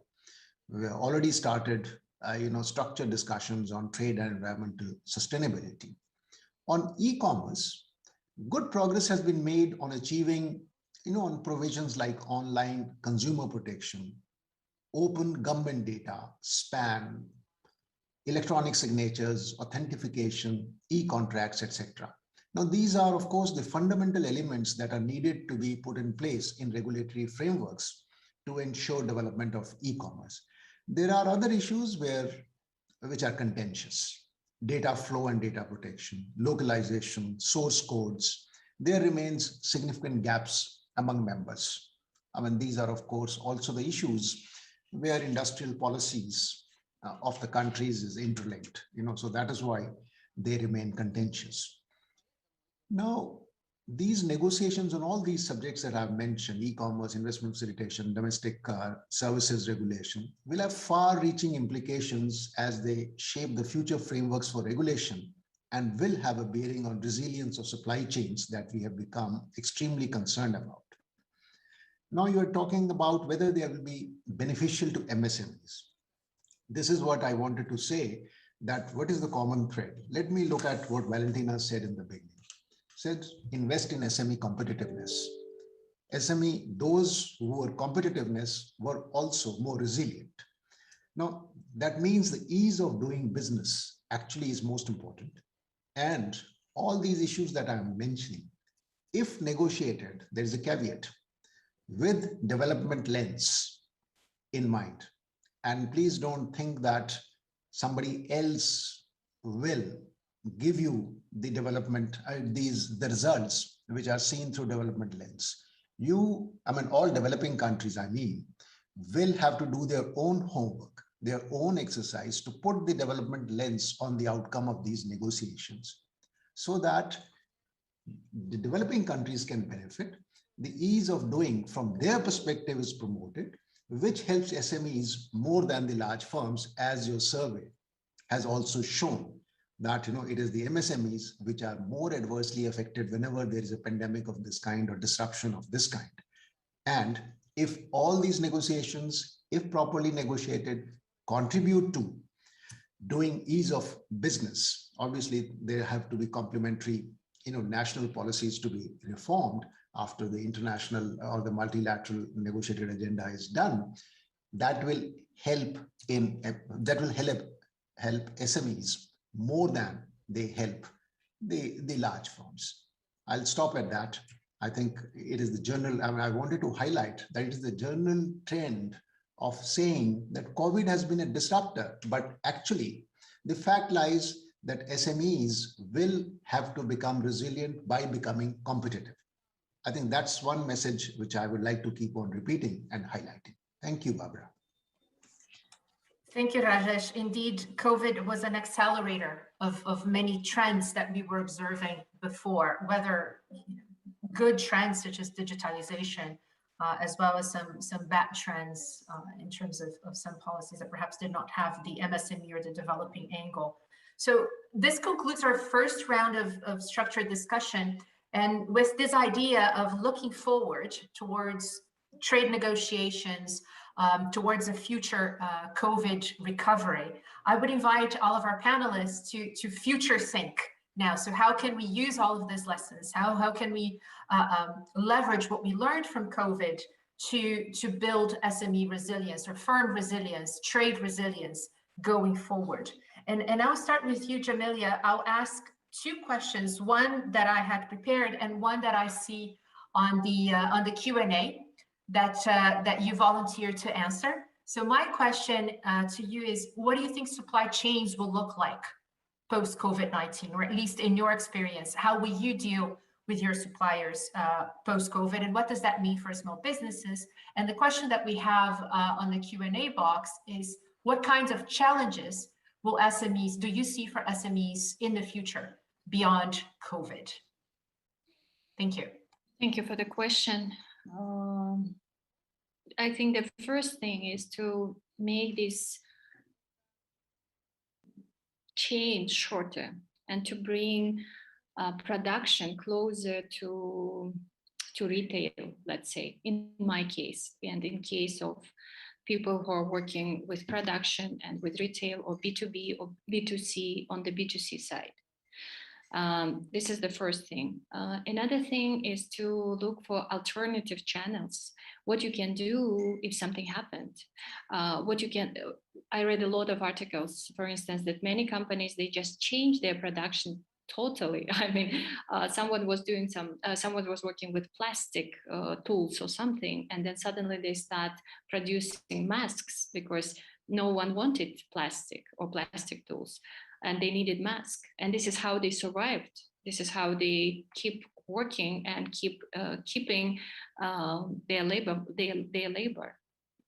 Okay, because and this was the main problem, that we were not ready. SME was not ready at that time to start Plan B. And my belief is that each SME, each business has to have Plan B for the future, because no one knows what will happen tomorrow. And I think that this is about being idealistic for the business world, that usually we think that, oh, our business is the best one. You know, our ideas, they're just brilliant, and we will keep growing. But lockdown and pandemic showed that not really, not always. And you never know what will happen. So you always need to have something, because you are responsible for people who work for you. So I think the first thing is to make it shorter. I mean, the chain make shorter, bring it closer to you. The second one, number two is to work with your team and work with your quality, production quality. This is what just mentioned previous speaker. If you are competitive, then it's great. If you are not, then it's a problem. So probably this is the first things you can do. And then your planning, make your planning, make not a long-term planning, but make a short-term planning, and just to see what will happen next. But be ready, and probably you have to have some core team who can, activate who can respond to different crises you have. So, but I think, we have some expression, right? Like work locally and think globally or something like that. But I also heard a lot about export. But my problem is, and I think that the first what we should think about, this is about local market. How, at least from my point of view, how you will feed your local market, and not only with the food, but with any other supplies, especially for the developing countries. So this is my short-term, let's say short-term measures. If we're talking about long-term, then they are very strategic. And I told you that what I mentioned, it's HR resources, what we can do with them. They're migrating, and we have a big shortage of people who can work. I mean, young generation leaving our countries. Another one, awareness raising. This is also very important. So why we are doing that, why it is important, why we should be there, why we should support local production. This is another thing. In our countries, we're so happy to have something, somewhere produced, and we do not pay and we do not support too much local production, local business. So this is another thing, but this is a long way. And this is what probably each SME has to do on their own level. This is, I think this is all my answers for the question number one. And the question number two, it was, could you remind me, please? What are the challenges for SMEs beyond COVID in the future? What do you think will be the next disruptor? Shortage of any supply. Shortage of any supply is going to be a problem. Something else? If I have something else, I will give it to you. Thank you. And I think your answer really ties into what Valentina was talking about, right? The fundamentals matter. Your human resources, your business planning, your business continuity, those fundamentals matter no matter what crisis you face. You need to be prepared with those fundamentals because they will give you general resilience, whether to COVID or climate change, say, as potentially the next big disruptor of supply chains. So I will turn, oh, I'm sorry. Go ahead. No, I agree with you, and probably COVID and what we face at that moment showed us how important all these values you have. If you have your own core system in because business itself it's a life or body, let's say, right? And as for in any body, we have to be sure that it works well. I mean, it's effective, and it doesn't matter what you have outside, but if you have this core, then you can manage, you can overcome all the challenges you have. Absolutely. Thank you. I will turn to Ms. Asel. And in the same light, what do you think business support organizations such as the one you represent, what can they do to future-proof economies and their MSMEs? Thank you for your question. Firstly, as an operator and digital institute which supports and promotes exporters, I want to say that we should continue our support. All tools now are relevant, I think, financial, non-financial, and we see that non-financial now is more important for our business. From consulting until pushing there into new markets. So overall, today our SMEs accounts more than 80% of all non-resource exporters. They are more, we think that they are more stable participants of our economy because they are less integrated into value-added chains, and therefore they affected less to the all fluctuations of the industrial conjuncture. So at the same time, they have lack of experience to compete with with the huge companies, and we as a state government or as a state agency should help them to be more stable and to be ready for how to say, for business transformation and to be more competitive in the markets. I have mentioned all our programs which helped last year, and now we're trying to give them give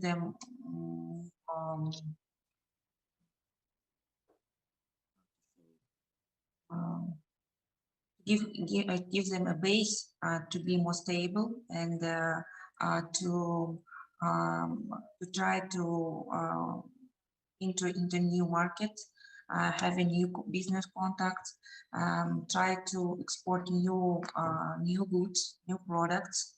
So a lot of programs such as export acceleration program, reimbursement of expenses for marketing, for participating in international exhibitions, trade and economic missions.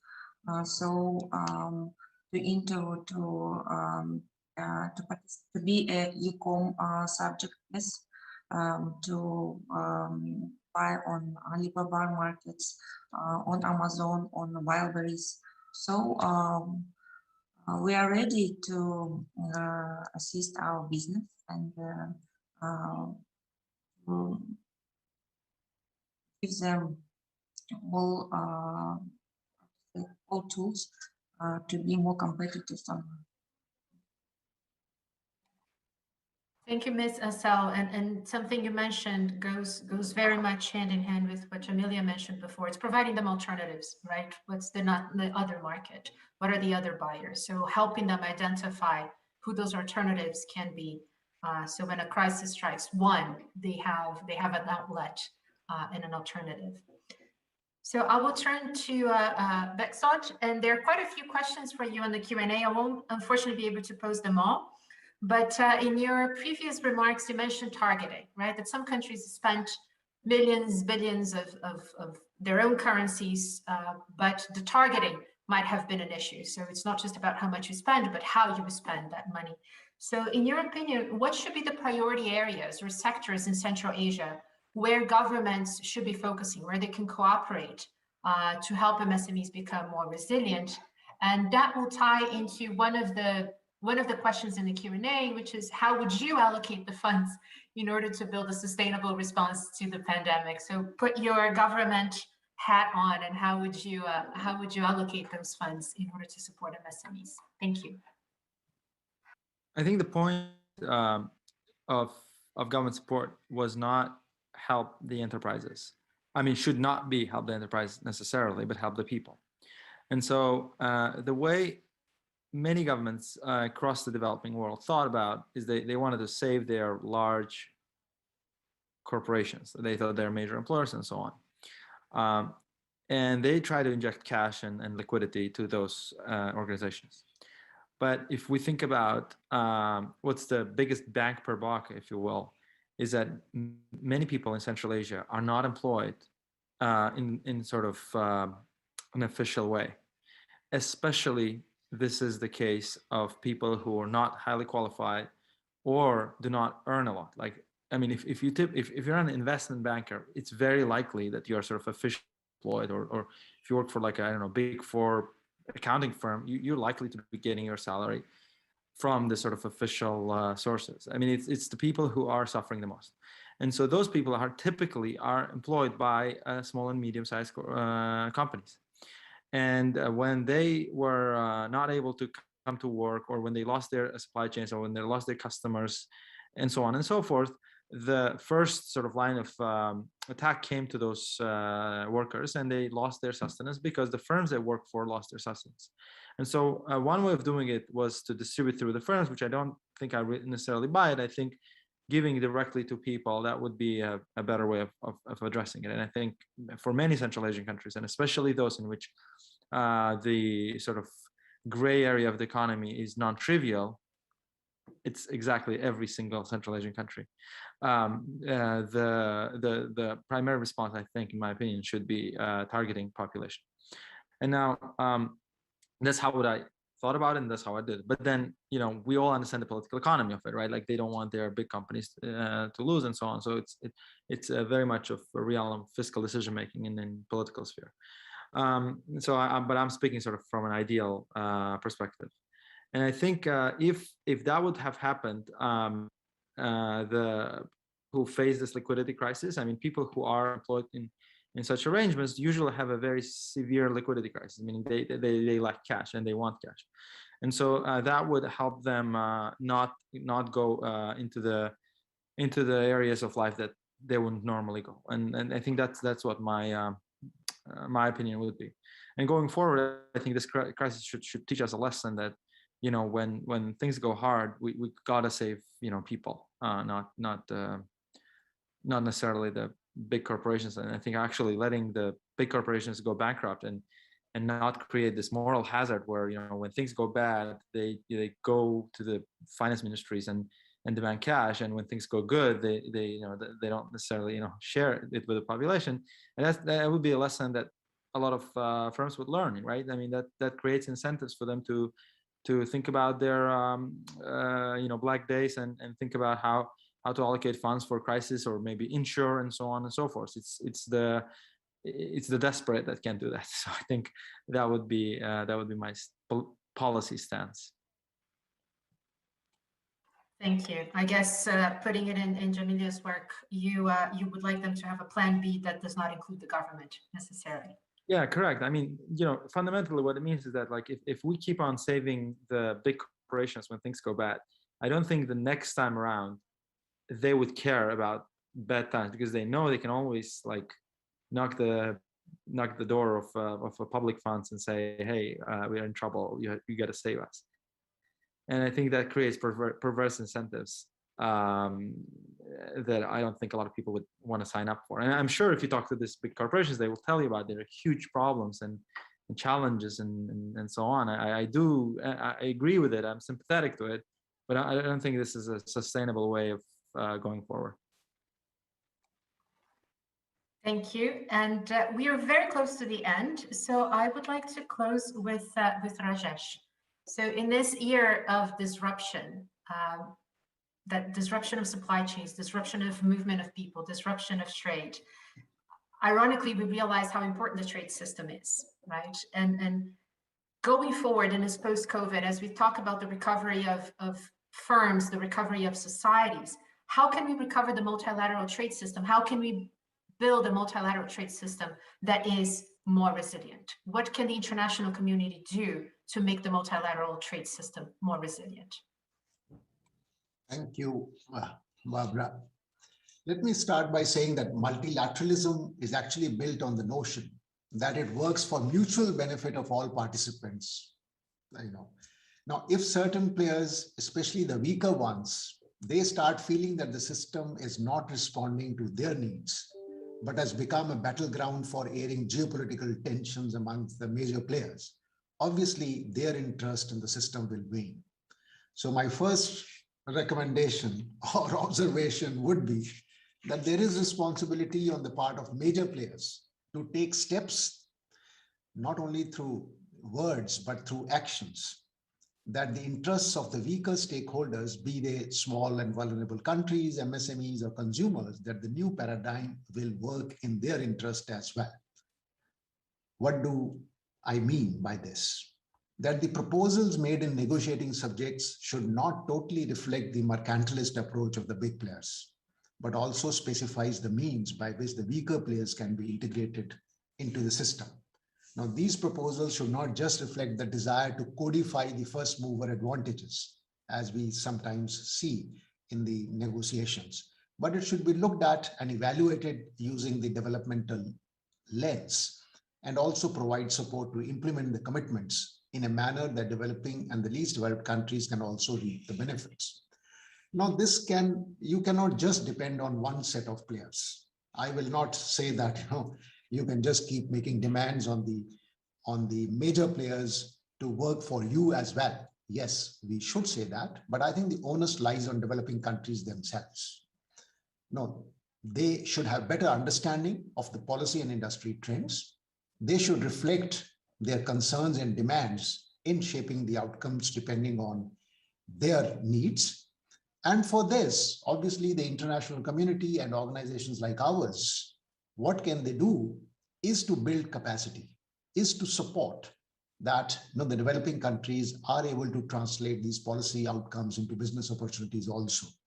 And I'll say not only the enhanced capacities and resources, it's not only for negotiations, but also to implement the regulatory reforms. That's extremely important. As we have seen, good implementation of trade facilitation reforms actually eased quite a lot of problems which COVID would have created otherwise. Now, making investments and attracting investments, that's extremely important. Ease of doing business, improving investment climate through domestic regulatory reform of the services sector, which is very important contributor, as so the trade facilitation reforms, other policy reforms. These are extremely important to attract investments which will make their economies resilient, and they should see, to my mind, all these aspects of policy environment from that lens and try to then build backward linkages to integrate their MSMEs into the global supply chains. Thank you. Thank you very much, Rajesh. And we have 2 minutes left, which I will use to summarize, although unfairly, because I won't be able to put in words all the richness of this discussion. But if something has caught my mind is that COVID has called attention to issues that should have been addressed and need to be addressed, not in the future, but now. And not only through words, as Rajesh just mentioned, but through actions. And those actions should not reflect just the needs of the large players, be those players the large corporations or the large companies or the large countries, but also the smaller players, the MSMEs and the developing countries. And they all have roles to play at the multilateral, national, subnational, firm level to address those fundamentals that will help us build resilience in our system and in our firms. And just to mention a few, the connectivity issue in terms of connecting to ICT and connecting to one another, connecting to our peer SMEs, as Jamelia well pointed out in the beginning, bringing those MSMEs together, connecting to BSOs, such as Castrade, represented here today, connecting to governments, and connecting to diverse markets, diverse suppliers. Alternatives matter. They need to be able to have alternative channels. Business intelligence. We talked about focus on analytics and forecasts and consultative support. MSMEs need that more than large firms. Large firms have their own business intelligence groups. MSMEs will need to rely on external support to some extent, even though they do that themselves to the extent that they can to provide their business intelligence. The right education and skills for them to have the right workers. Financial support is critical.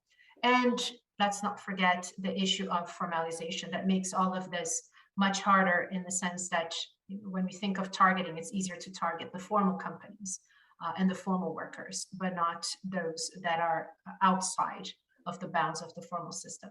So with that, I will thank all of our panelists. This was incredibly interesting, and I think we could have gone for much longer, but unfortunately we have a new session starting, as well as the organizers of the Central Asia Trade Forum for partnering with the International Trade Center on this session. I look forward to seeing you again on future discussions, and let's bring all of those lessons and turn them into actions. Thank you.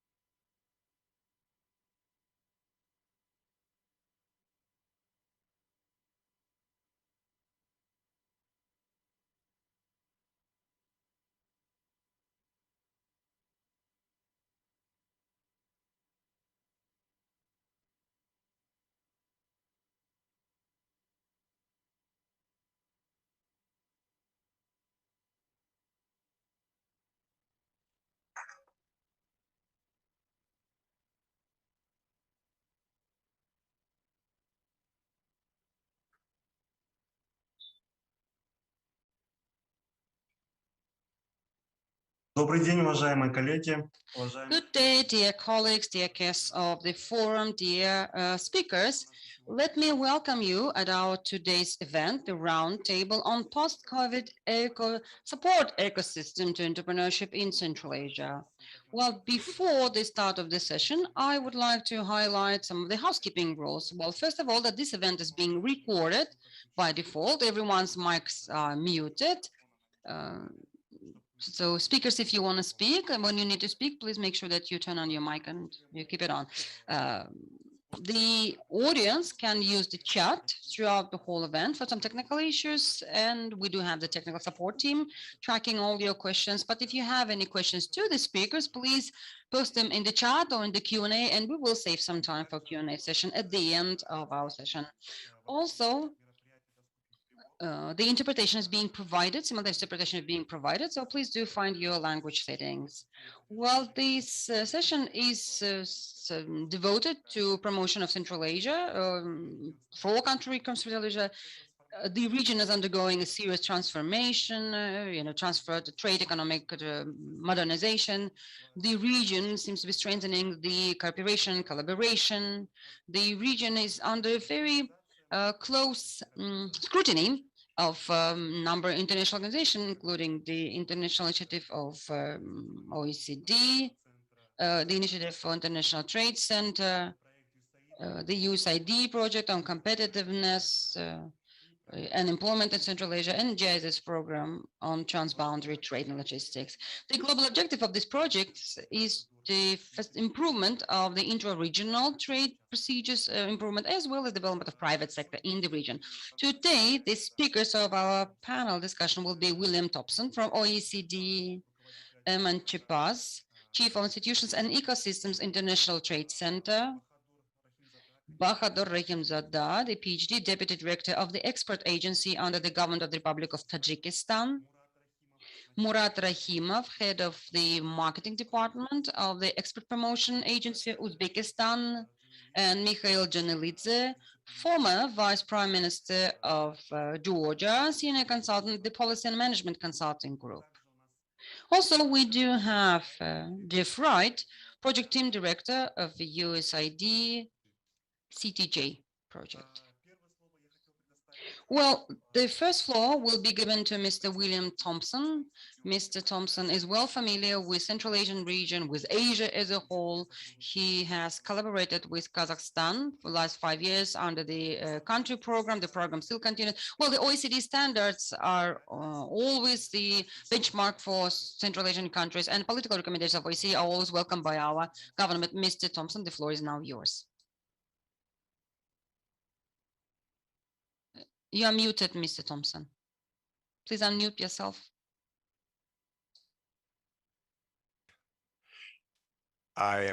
You hear me now? I thought I was unmuted. Yeah. So I thank you very much, Nurlan. Thank you to the organizers for having me. I hope the slides now are showing for everyone.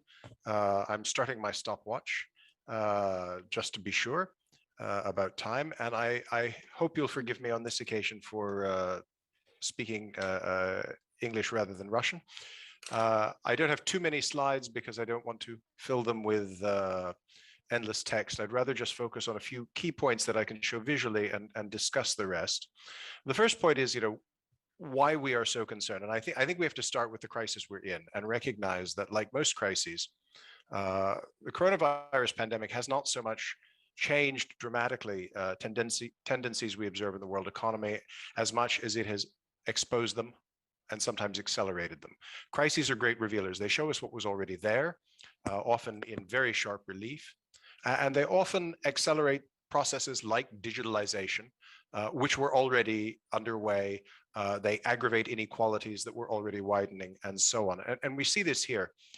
And in the case of Central Asia, it has exposed some structural weaknesses that have been apparent actually for a long time, even more starkly. And here I just show you the kind of picture of growth from the beginning of the 2000s for Central Asia and the OECD area, just for comparison. And I think the critical point to bear in mind is that this is the third major shock in just over a decade that has hit Central Asia.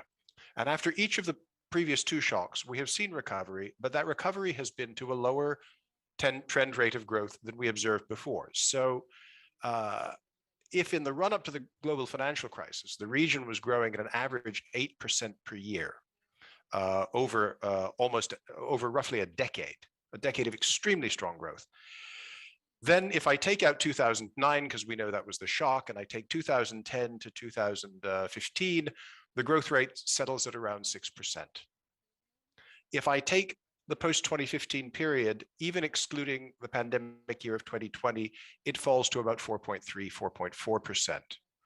So after each of these shocks, we're seeing a recovery, but we're seeing a long run drop in momentum. And one side effect of that is that we're seeing that convergence with the advanced economies is stalling. During the first decade and a half of the century, the average, this is based on purchasing power parity estimates, per capita GDP at PPP in Central Asia roughly doubled relative to the OECD average. So as a proportion of the OECD average, we saw a doubling, admittedly from the very low level of about 13% in the late 1990s to 26% in the early 20-teens. But that's still a dramatic level of catch-up in just a little over a decade. Since then, it has been roughly stable, fluctuating at around 26 to 27%. So convergence has stalled, productivity growth has stalled. And underlying a lot of that is, of course, the weakness of the private sector, which is why I think today's discussion is of such great urgency. We still are looking at economies that are heavily dominated by state enterprises and parastatals. We are looking at external vulnerabilities that we've known for a very long time, linked to heavy reliance on exports of hard minerals, hydrocarbons, and of course, labor, in the case of those countries where migrant labor is in fact the primary export commodity. And each of these external shocks has underscored the kind of vulnerability of this particular growth model. And that is why private sector development and the business ecosystem that we're talking about are so important. In a nutshell, it's not just about growth, although that's a part of it, because clearly we're looking for new sources of growth. If these countries wish to converge, given their population growth rates and other demographic trends, they're going to have to manage to achieve higher levels of growth. If they wish to address coming climate change and other environmental challenges, they're going to have to find very different growth models. And diversification feeds into both of those things, but it feeds into a third point, which is absolutely critical, which is creating more high productivity jobs. Because the fact of the matter is that the reliance on the extractive sector means that the major kind of export industries tend to be very capital intensive and they create relatively few jobs. And that makes any kind of more or less inclusive growth much more difficult because, for example, you have economies like Kazakhstan's where you see sectors like the extractive sector where average productivity per worker is about 8 times the national average.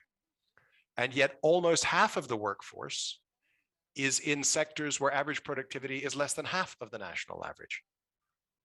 Not below the national average. I mean, arithmetic says there are always going to be a lot of people below the average, but less than half of that national average. So there's a tremendous dispersion in productivity to address. And that's, you know, the kind of frame of mind in which at the OECD, we try to think about these challenges and why Central Asia has to get much more serious than it has been. Diversification has been on the agenda for as long as I have been familiar with the region, and it has certainly been discussed since the early 2000s in a very lively way.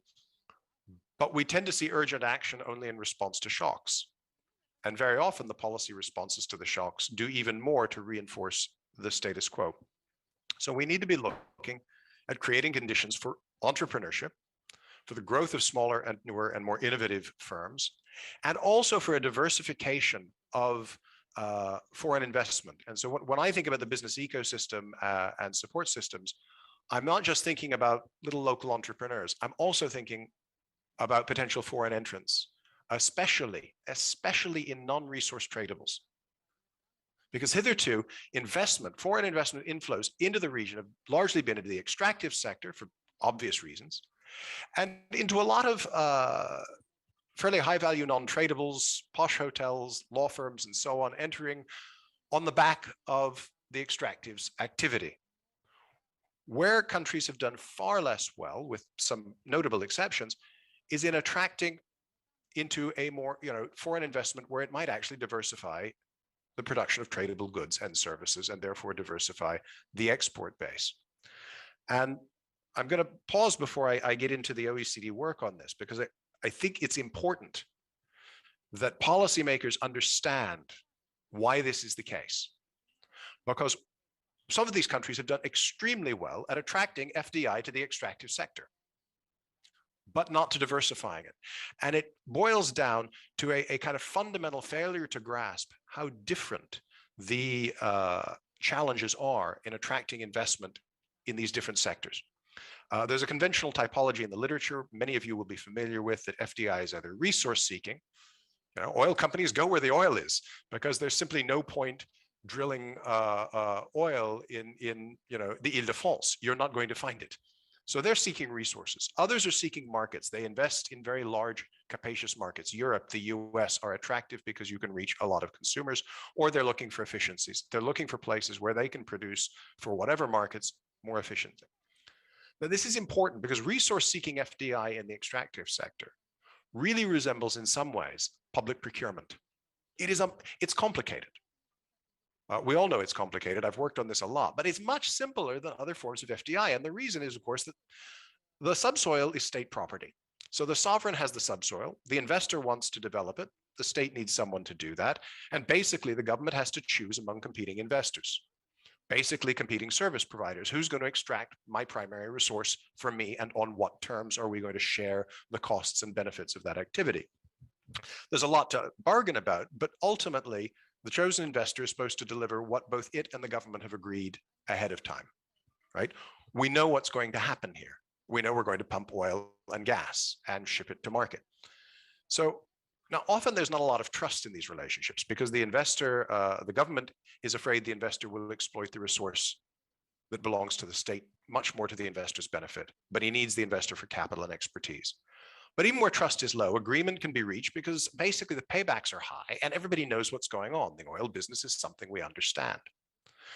Whereas investors coming to a country to produce other kinds of goods are much more sensitive to institutional quality. They're much more sensitive to investment policy settings because they know much less ex ante about the potential investment. They know much less in advance about what that investment's viability and profitability might look like. So investors are undertaking different kinds of risks, very different kinds of risks, and they're trying to generate new opportunities. The oil companies, the metals companies, the extractives investors are basically competing for pre-existing opportunities. These other investors are coming to try and create and generate new opportunities. And as a result, you need a better institutional environment, because there's much more uncertainty on other variables about what they're going to do and how it's going to work.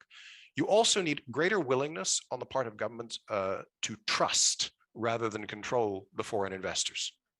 The conviction that the investor basically has come to the country to exploit the locals' resources and must therefore be subject to every step of the way to kind of intense scrutiny.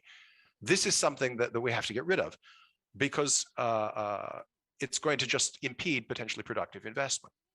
So we're much more concerned with general framework conditions here than we are with tailored concessions or production sharing agreements, the kind of one-on-one investor state agreements that we see in large-scale extractives. Now, I've labored that point a lot because I think it's absolutely critical. We do a lot of work on investment policy and promotion in the region, and I think it's often poorly understood. And I think what we have to confront is also that there's even an ambivalence about foreign investors making money. That's not only in Central Asia, all over the world where I've worked, you find investors are very keen, countries are very keen to attract foreign investment, but they are not so keen to for foreign investors to make money, because that almost feels like they're taking something out of the country. Now, the other issue here about framework conditions, and I'll reverse it. You see, I was asked to talk about the business support ecosystem and the legal environment for business. I really want to talk about the legal environment for business first. It's primary. The business support ecosystem is only going to work to the extent that it really does work in an environment that is conducive to people doing business. And I've been on way too long already, I see that. So just some other things very quickly. I mentioned the stalled convergence. This illustrates, you see big jump from 1998 to about 2014. You see very little progress since then. So now I come to the question of the legal environment for business. And here we're in the middle of a 4-year project funded by the European Union, looking at aspects of the legal environment for business. Now with 5 countries and such a complex set of issues, I can't go into all of them, but our interim report is online. It's available. It's called Enhancing the Legal Environment for Business and Investment in Central Asia. The critical point, though, is this gap that's alluded to in the title between de facto and de jure. We have seen some very, very impressive changes in Central Asia in terms of formal policy settings. And we see that in all kinds of assessments, including our own. And I can show you a bit, for example, here, we actually find that regulatory restrictiveness for investment is actually comparatively low by international standards, and in some cases even low by OECD standards. We see that restrictions are largely concentrated in sectors where, frankly, such restrictions are common. The legal basis is actually quite open, but the gap between implementation and what's on the written page is enormous. And we heard this from investors everywhere we went. We found this in kind of every assessment. And it applies to, partly it's linked to problems to do with corruption. Partly it is linked to officials' lack of understanding. In some countries like Uzbekistan, it is very clear that the pace of change is such that neither firms nor officials really understand. Partly it is linked to extremely wide divergences in application of rules and regulations across space, so that legal certainty in the sense of really being sure that the same rule will be applied in the same way from one province to another is absolutely a problem. And so, a lot of the work that we're doing now is around these implementation issues and recognizing that the hard part is rewriting the laws may be difficult, but the really hard part is not rewriting the laws, it's applying them effectively. Also, given the trade focus here, I think we see the lowest of low-hanging fruit. Here we see Central Asia on the OECD's trade facilitation indicators. And I want to emphasize that this is possibly the easiest place to make economically significant reforms, because we're not talking about strategic trade policies. We're not talking about exposing sensitive sectors or even adjusting tariffs. We're talking about border formalities, interagency border cooperation. And you'll note that the internal border agency cooperation is almost as much of a problem as external. It's not just customs officials from one side of the border with others. It's the various agencies in a country that are concerned with these things that don't work together, that don't share information. And a coordinated approach to improve trade facilitation amongst the countries of Central Asia could, at very low cost, deliver tremendous ease of doing business for firms. And I think, this is one of my favorite themes, because the only people who will lose from this are rent-seeking bureaucrats involved. Nobody else is going to lose out from enhanced trade facilitation of this kind. This is the lowest of low-hanging fruit. One simple example, all of these countries do use Russian for official documentation for customs and other purposes, but they don't use the same documentation. So if you want to take your shipment across Central Asia, say from Southeast Asia to Europe through a number of Central Asian countries, you're going to have to change documents every single time. Simply standardizing some of those requirements could be helpful. Here you see the kind of areas where we have identified the need for real improvement in the legal environment for business in these countries. I won't read them all off, but I think what really stands out are issues, as I say, of implementation and application, tax administration, contract enforcement, trade facilitation. These things are central, as well as simply making fast-changing legislation more readily available and more clearly legible to economic agents. And finally, although I think I'm really up against my time now, Nurlan, if you'll indulge me, I'm going to say a little bit about, we also do a lot of work, and we have a report coming out in November for the EU Central Asia Forum that looks at the impact of COVID in the region. And one area that it looks at is much more at business support per se, looking specifically at the public agencies, the one-stop shops in the region, which very often are not one-stop shops. You might have to stop at several one-stop shops to take care of registration investment activities. The investment promotion and export promotion agencies that are now taking shape, we're working closely with them, especially right now in Tajikistan and Uzbekistan, and we hope soon in Kazakhstan as well, SME agencies. We've looked closely, we did a survey, we have a survey coming out in November of business intermediary organizations, where we look at the challenges they face in terms of their independence, which is often, frankly, questionable because many of them are effectively parastatal, problems of trust between them and the authorities and between them and their members, problems of regional reach. Many of these are really concentrated in the capitals and they don't reach entrepreneurs and producers elsewhere. Problems of representation in places where they're clearly still dominated by a few very large firms. And finally, we look at the challenges of withdrawing from the kind of extraordinary support we've had during the crisis without stumbling over moral hazard problems. Nurlan, colleagues, I'm way over time. I will stop there, but I'm happy to come back for questions.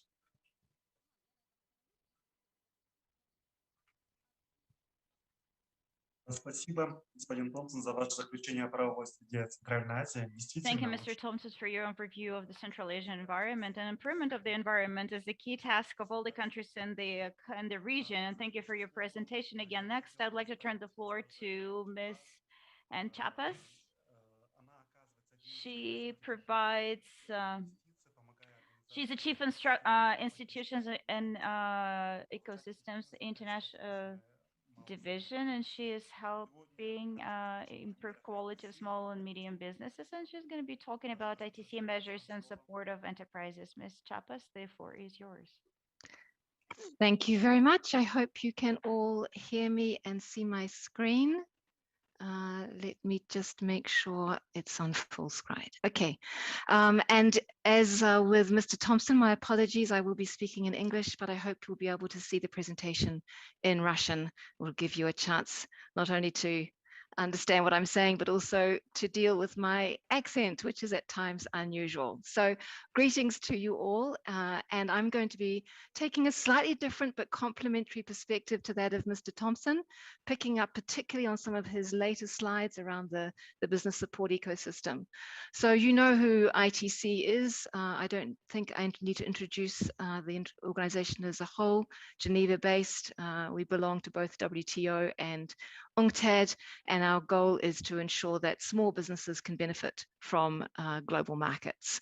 So my team in particular focus on what we call business support organizations, which is this group of organizations that Mr. Thompson was referring to that act as the intermediaries for support, the investment promotion agencies, the export promotion agencies, sector associations, women business associations, chambers, all those elements, and in particular, the way in which they work together to deliver effective and efficient solutions to business. So this idea of a business ecosystem is critically important. Now, we know that these organizations can make a difference. Some studies that have been done demonstrate the size of that. We're talking about 100-fold return on investment. So if a country invests in trade promotion, for example, we see that that can create a significant return in terms of foreign exchange and the multiplier effect on GDP, leading to the decent work and economic growth outcomes that sit under SDG 8. You see there a list of the types of organizations I'm talking about who, particularly when they work together, can create this kind of a multiplier effect.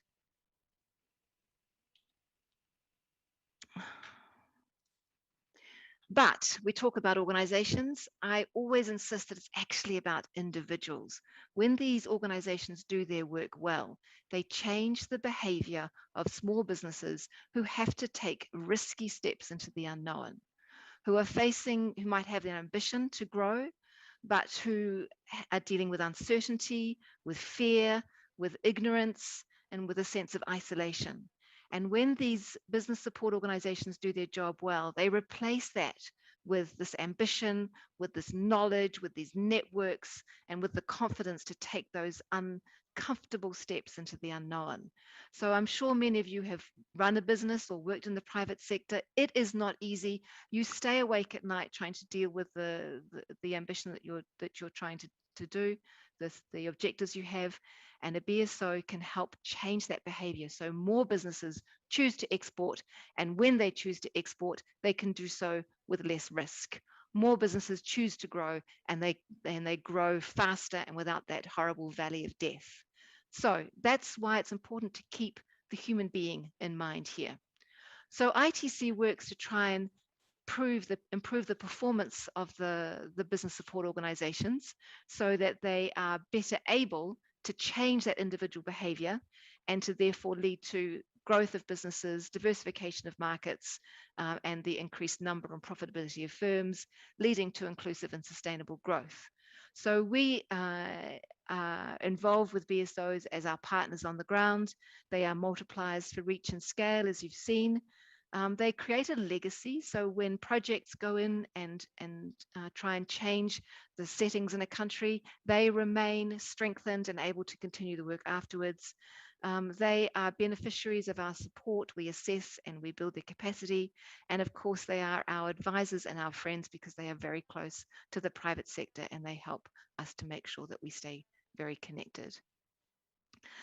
We mentioned a couple of projects that are underway at the moment. I'm not going to go into a lot of detail. You have them on the screen here, but two examples where we're working with BSOs in projects in Central Asia.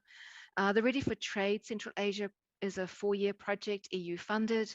It's contributing to the overall sustainable and inclusive economic development of Central Asia, and made partly by enhancing the transparency of those cross-border requirements, removing regulatory and procedural barriers, and strengthening the business capability to comply with trade formalities and standards and cross-border e-commerce. So this relates to the kinds of issues that Mr. Thompson was referring to. The beneficiaries are governments and small and medium-sized enterprises, particularly women, but also business support organizations, and it's working in 5 countries, and in particular to make sure that for those business support organizations, training services are properly tailored and are sustainable. And so the project enters into formal partnerships with local institutions, chambers of commerce, etc. So an example where working with BSOs adds significantly to the value and the success, long-term success of a project. Similar example, the GTEX project, which is working with textiles and clothing in Kyrgyzstan and Tajikistan. This is centered also on BSO strengthening. It's about providing support to BSOs who then improve their operational and managerial capacities and can provide better services to small businesses. So a number of different BSOs supported there, and I'm going to keep going through. We're talking about an ecosystem, so this is a word that's used a lot. What do we really mean by this in the case of business support organizations?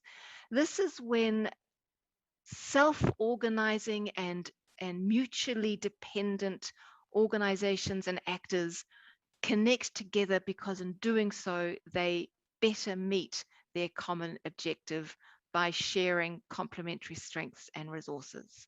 So let's go through it again. It's about shared objectives. It's about complementary strengths. It's about a mix of public and private sector organizations, includes financial and logistics and academia. It's about creating shared value and working together willingly, especially in a crisis. And it's about making sure that there are multiple types of strong connections, like referrals, like information, like a shared service offering, like financial transfers.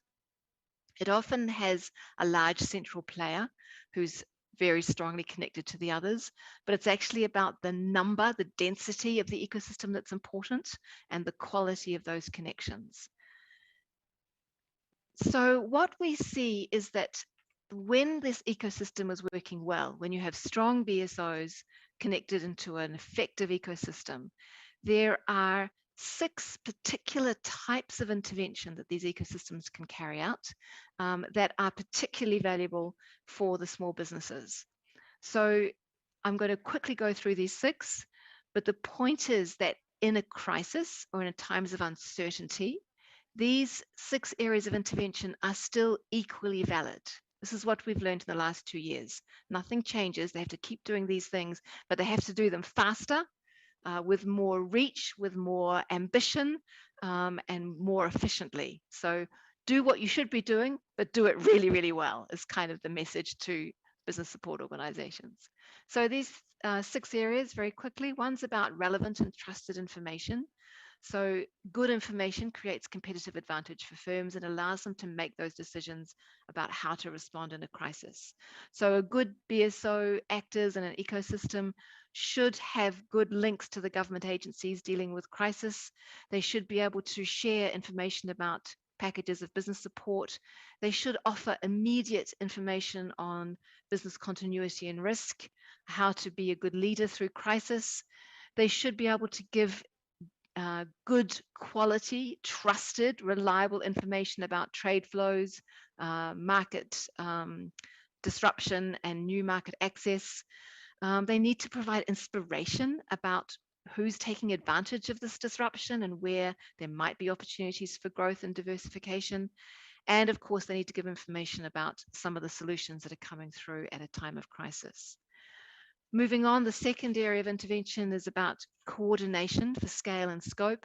So a good business support organization in a time of uncertainty will continue to do this extremely well. How do they get businesses working together to reduce costs through shared procurement, for example, to create economies of scale and scope, and to share new opportunities and knowledge and resources? So a good business support organization needs to be able to very quickly match opportunities with a shared offer or a common need, test willingness to cooperate, and manage some of the competitive concerns that come when you start using businesses working together as a cluster. So how do they act as a neutral partner within a cluster to create this opportunity for scale? The next area is about bridge building. This is really important, and you saw that from some of the comments that Mr. Thompson was making. The ability of a good ecosystem, good actors in the business support ecosystem, to be a bridge between the private and the public sector, to make sure that the public sector understands the specific needs of businesses at this time and how they can shape their support. They have the convening power to bring businesses together to make their voice heard and to amplify that voice. They have the credibility to represent businesses of all sizes and all sectors, and hopefully to communicate the solutions and deploy those on behalf of the public sector to the private sector. Continuing to move through, this is about pathfinding and risk taking. And this is about the fact that it's really hard to take risks as a small business when you're actually putting your own money into the game, having to make these really difficult choices. A really important role for these business support organizations is to take steps in advance of business, to be able to understand what are the potential new markets, including in a crisis, and to forge a path there by understanding the markets, by doing studies, research, sharing that information in ways that are relevant to business, creating new networks, running study tours, ensuring that the free trade agreements and the cross-border regulatory environment is in place. And so this is a really important role for these business support organizations who have to, in this case, be more able to take risks than the private sector, which is an uncomfortable position often for a public sector organization. They must be risk takers and pathfinders on behalf of the private sector. And then the sixth one is about purposeful actions, the fifth one, purposeful actions for a greater good. This is when business support organizations can take actions not just on behalf of individual businesses, but to deliver on a broader goal by government. They can allocate resource to help women, to help rural businesses, to help young entrepreneurs, to help sectors that need support. So this is where a good ecosystem and good actors within that ecosystem can take specific steps to support a broader socioeconomic objective. And then the last intervention area is about this idea of being a credible intermediary and a trust builder for business transactions. Again, something that Mr. Thompson referred to briefly. This is really important when normal ways of doing business break down. So in the last 2 years of virtual business to business, the need to have some kind of trusted intermediary has become even more important. As we move to digital platforms, even after the pandemic, this role of being a trusted intermediary will be very important. Good BSOs are also the agent of trust through their ability to affect the country brand and sector brands for a specific country.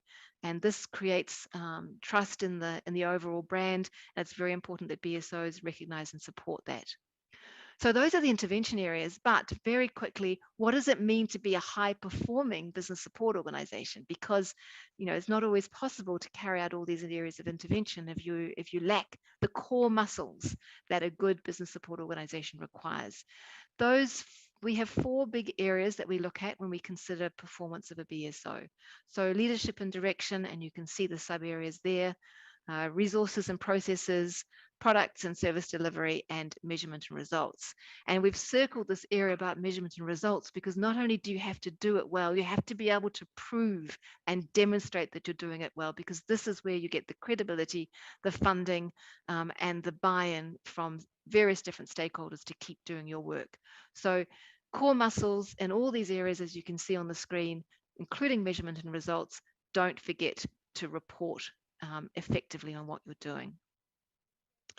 Now, in a crisis, there's something that we learned. We started looking at this in March 2020, and we developed a new way of assessing performance of business support organizations that considered their resilience and their responsiveness in a crisis. And we came up with this model here, which considers 5 different areas. One is about readiness, which is, you know, do you have the core behaviors, the culture, the knowledge management, the IT systems, business continuity plans? Can you keep going even when within 24 hours you're told that everybody has to work from home until further notice? The second one is about expertise. Do you have access to knowledge, to data? Can you provide that information very quickly to government so that they can make the right decisions? Can you identify new market opportunities and share that with your constituents very quickly? This is linked to agility. How fast can you pivot? Can you change? Can you use a different market access to create a new opportunity, provide new types of information to businesses, switch to different sectors who suddenly have a new opportunity? Provide different types of information or different types of services. And then it's about being connected. How well can you, in an instant, get in touch with your customer base, your constituents, your members, to give them the information you need? How connected are you to international networks? Can you reach out to other chambers all around the world? How connected are you to government so that they trust you and reach out to you? And again, this is linked to this idea of trust, which is the final one. How well are you recognized as somebody who can play a trusted role to solve this problem? Now, interestingly, you've seen how these things are connected. What we know is that overall, there's this magic triangle for business support organizations, that they must be connected, expert, and trusted. What we learned in a time of uncertainty is that you have to add agility and readiness to give you this idea of resilience, and then recovery through that magic triangle of expert, connected, and trusted. So keep that in mind if you work for a business support organization. Think about how your organization might consider, is it connected enough? Is it agile enough? Is decision making delegated down to those who are acting at the customer front line? Do you have good sources of data that you can use and adapt so it's valuable market intelligence for small firms? Are you super connected and able to reach out to your constituents, to government, and to international players in order to pivot, take risks on behalf of business and help them to survive and thrive at this time.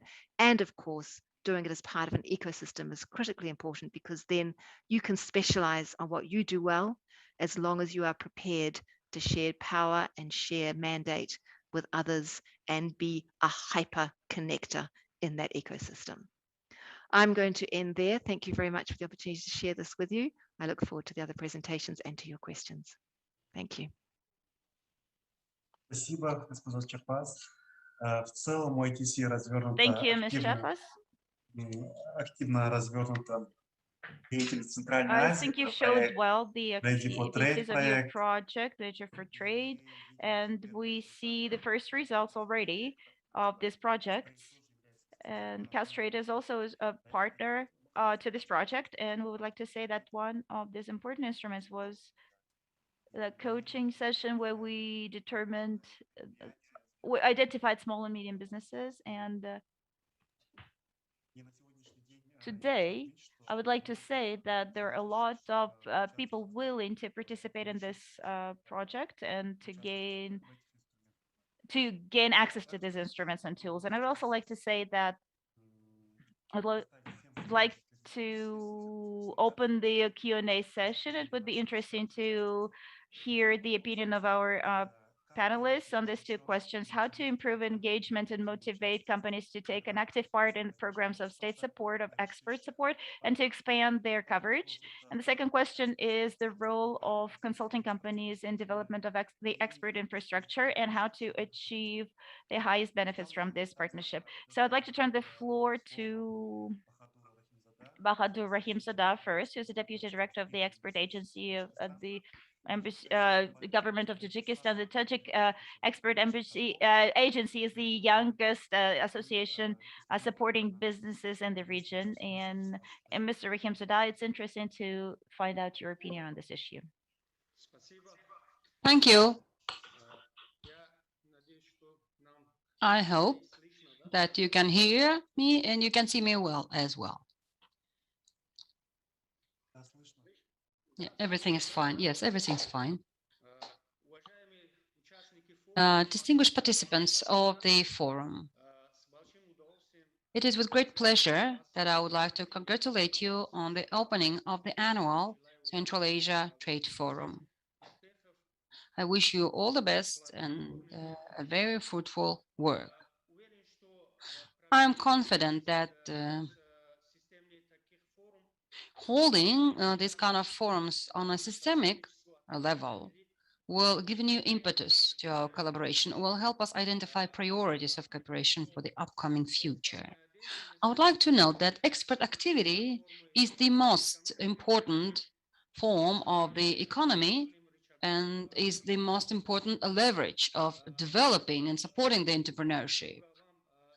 I would like to brief you about the expert situation in Tajikistan and to provide a few recommendations about regional expert development as a tool to support entrepreneurship.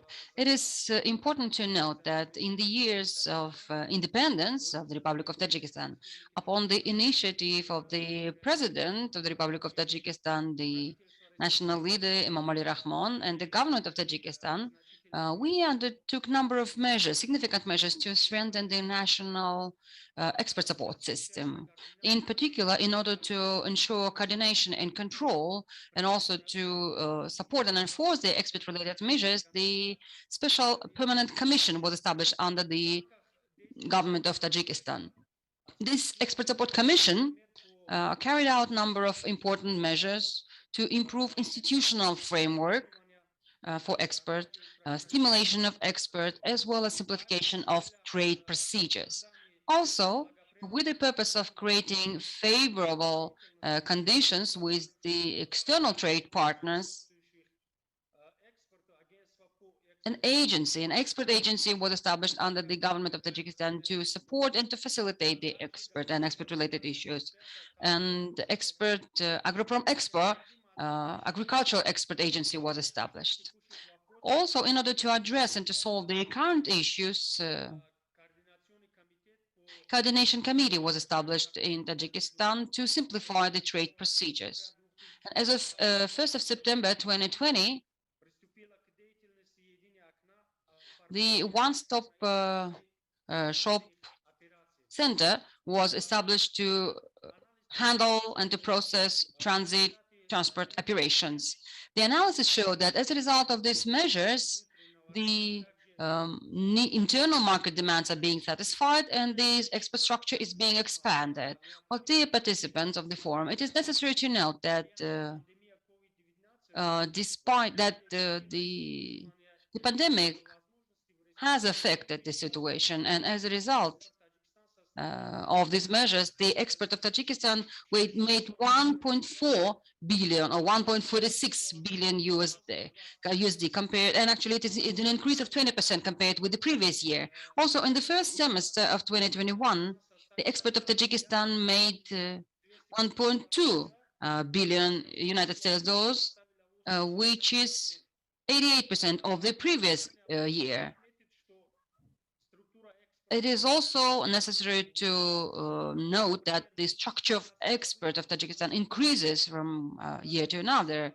Last year, for instance, we had 42 items being exported from Tajikistan. At the moment, we have 450 items being exported from Tajikistan.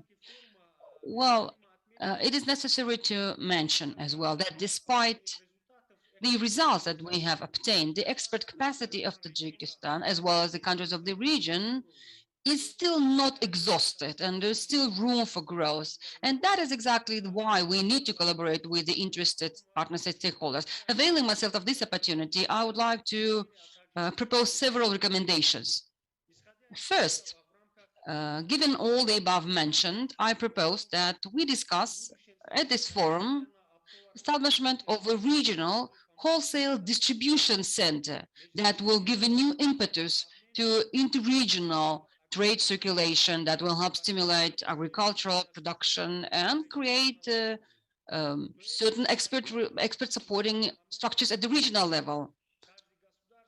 At the moment, in fact, every state at the national level has created certain mechanisms, has created certain centers and agencies, expert support agencies. But actually, there are some problems related to the regional expert support.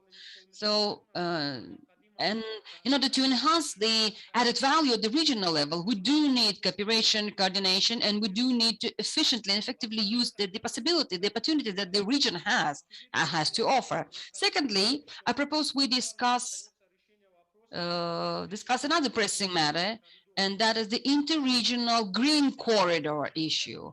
The purpose and the goal of the green corridor was the expedited customs procedures, simplification and improvement of customs procedures, and with regard to the goods and commodities being transported.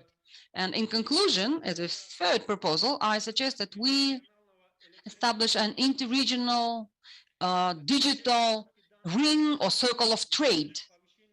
And the purpose of this kind of trade circle will be enhancing the export capacity of repute produce by adding or integrating some new digital solutions and some new innovative solutions at the level of interregional collaboration. Well, dear participants of the forum, I sincerely thank you for your attention. And should you have any questions, I am happy to take those. Thank you. Thank you, Mr. Rahimzadeh. Yes, it was interesting to hear about the expert support system that was established in Tajikistan. You're quite right that the wholesale distribution centers actually is a very burning matter, because it's one of the anchor projects that will help unite this region, and that will help facilitate and push forward the interregional trade. In fact, different formats are being discussed, and the project will hopefully be located at the border between Kazakhstan and Uzbekistan as a kind of a hub for whole Central Asia. We thought it would be something similar to Horgos, cross-border as well as customs crossing point, but actually it will be a slightly different thing, because we aim at strengthening the interregional trade rather than bilateral trade. And now I would like to continue our discussion and invite Mikhail Renelidze former Prime Minister, Vice Prime Minister of Georgia, senior consultant at the Policy and Management Consulting Group. It will be interesting to hear about the measures that Georgia had undertaken. Well, Georgia is a benchmark for all Central Asian countries, and not only in terms of, intergovernmental relations, but also into business relations too. Mr. Janelidze, the floor is yours. Mr. Dear participants, it's a really pleasure to join again this important forum of the region. When we met in this format last time, the world economy was still going through unprecedented challenges caused by COVID-19. But it took only 1 year after the start of the pandemic-induced recession of world trade to return to pre-recession levels. The biggest factors supportive to this quick recovery were strong monetary and fiscal policies by many governments, which were much greater in scale and geographic coverage than the response to the 2008-2009 financial crisis. And these policies helped prevent a larger drop in global demand, which would have reduced trade further. Fiscal policy in particular boosted personal incomes in advanced economies, allowing some households to maintain a relatively high levels of consumption and supporting more exports than would otherwise have been the case. And according to the WTO report, lockdowns and travel restrictions caused consumers to shift spending away from non-credit services and towards goods. And innovation and adaptation by businesses and households kept economic activity from falling even more. And manufacturing supply chains were able to resume operations, and many people shifted to working remotely, generating income and demand. And finally, important issue here is which you asked, the trade liberalization and liberal trade policies. So trade policy restraint by WTO members prevented protectionism from strangling world trade. As WTO monetary has documented, really many restrictive trade measures imposed at the start of the pandemic were rolled back, and new liberalizing measures were introduced. And despite continuing challenges, not only around vaccine trade, the multilateral trading system kept trade flowing and prevented worse outcomes as members were restrained by commitments and economic self-interest. So it shows that the foundation of system is sound. And as WTO Director General Dr. Ngozi said, keeping international markets open will be essential for economies to recover from this crisis. So here is the example of Georgia. Georgia is keeping open and liberal trade policies. And this has been one of the success in this case, as Georgia experiences quite an important growth in trade. Georgian foreign trade turnover in January-August 2021 increased by 22% compared to the same period last year, and exports increased by 25%, reaching the record levels. When I was talking about the recovery of world trade, unfortunately, that recovery was not even, and we see regional disparities. Although the impressive rebound in quarter first of 2021 continued to be driven by the strong export performance of Eastern Asian economies, actually such regions as South America and unfortunately CIS, including certain former members, will have the least growth of exports. So this is also linked with this kind of governance-related issues. As I said, the growth of trade of Georgia mainly can be attributed to the reforms carried out by the government of Georgia during the last decades, establishing one of the most liberal foreign trade policies in the world. And it includes liberal foreign trade regime and customs procedures, low import tariffs, and minimal non-tariff regulations. The reforms in trade-related areas have contributed to the creation of competitive market conditions in Georgia and the business-enabling environment. And in parallel to this unilateral trade liberalization measures, Georgia is oriented on diversification of trade relations by establishing preferential regimes with main trade and regional partner countries. So in the pandemic period, the government of Georgia has further intensified works in this direction. And for example, consultations on FTA have started with the United Arab Emirates, and the feasibility study on possible FTA was concluded with South Korea. Georgia is planning to launch the negotiations with Israel and India. And also Georgia is very interested to explore the possibility of a CARIC-wide FTA, which can help to further trade and economic integration of Central Asia with the neighboring countries. Secondly, in addition to trade policy openness, export growth is much dependent on connectivity, which requires better infrastructure and trade facilitation. We know well that the pandemic hit the supply chains most severely around the world, and to adapt to the current changes, as well as prepare for the future crisis, possible crisis, Central Asian countries have to ensure physical and e-proximity with the large markets.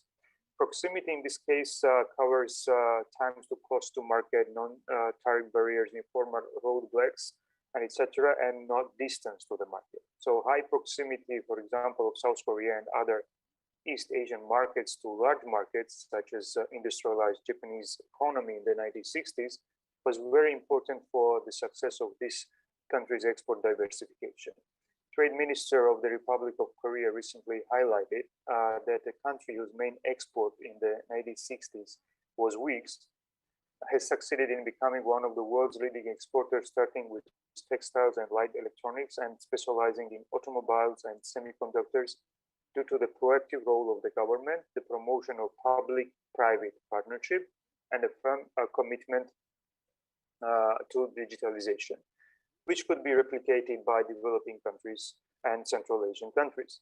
Now, Central Asian countries have to make use of the developments in East Asia and ensure the better connectivity with that market as well as European market. It is key to build better interregional trade, which is also very low. Interregional trade and cooperation is key, and here the initiative which was raised by the representative of Tajikistan is very interesting in this regard. USAID and other donors have already been actively supporting Central Asian countries in trade facilitation, and it is important that government as well as private sector join forces and in appropriate public-private formats address the challenges remaining in this area still.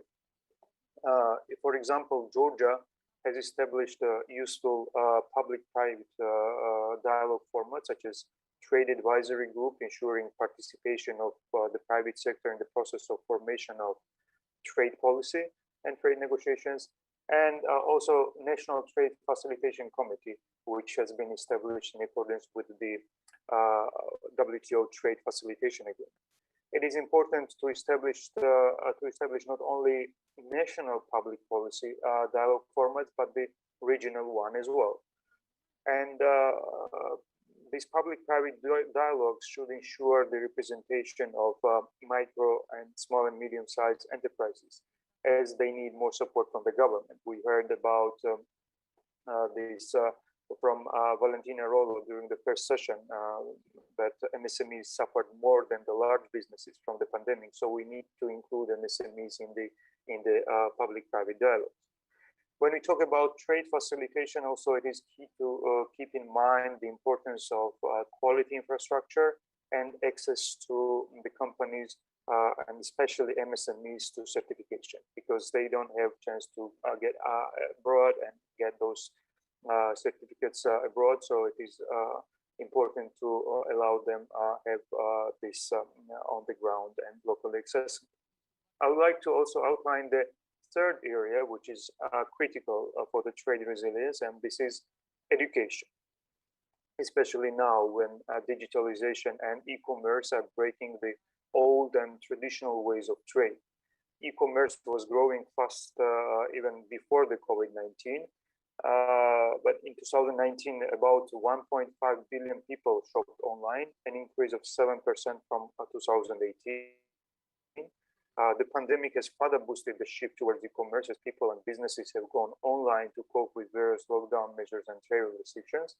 And according to UNCTAD estimates, online shopping as a share of global retail surged from 13% in 2019 to 17% in 2020. Enhancing a firm's resilience is closely linked to digital connectivity, as firms need this to take advantage of the international e-commerce marketplace. It is a challenge, but if addressed properly through training and skills upgrade, can become a game changer, and especially for MSMEs in Central Asia. And we listened to a very good example from Ms. Imankulova about success of education and digitalization, and also programs of ITC presented by Ms. Chavas.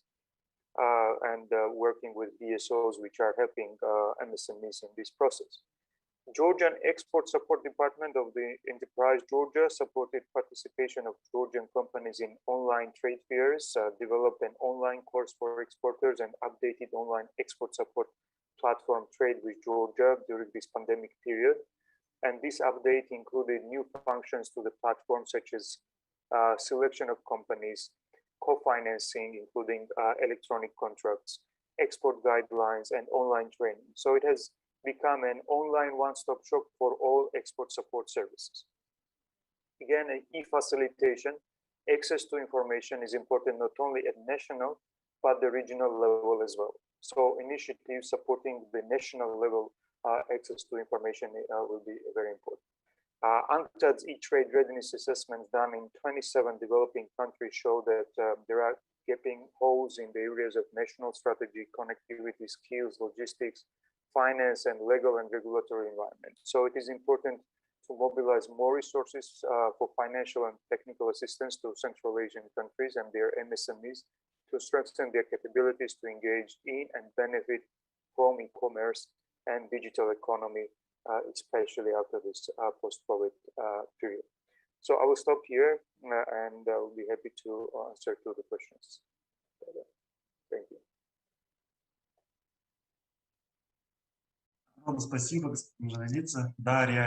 you, Mr. Janalidze. Yes, the Central Asian region during the pandemic experienced electronic e-commerce, saw the development of e-commerce, but at the same time they were faced with different problems, which is the speed of delivery, money transfers, and payments, and consumer protection. And I think that the components that ITC is working on right now as part of strengthening of capabilities of a small and medium business and e-commerce is for good, because the issue of regulations of this e-commerce in Central Asia is still open. And I think that the international organization in the future will be able to help us in dealing with this, overcoming this challenge. And our last speaker is Jeff Wright, is the head of the USAID project head on the competitiveness and job creations.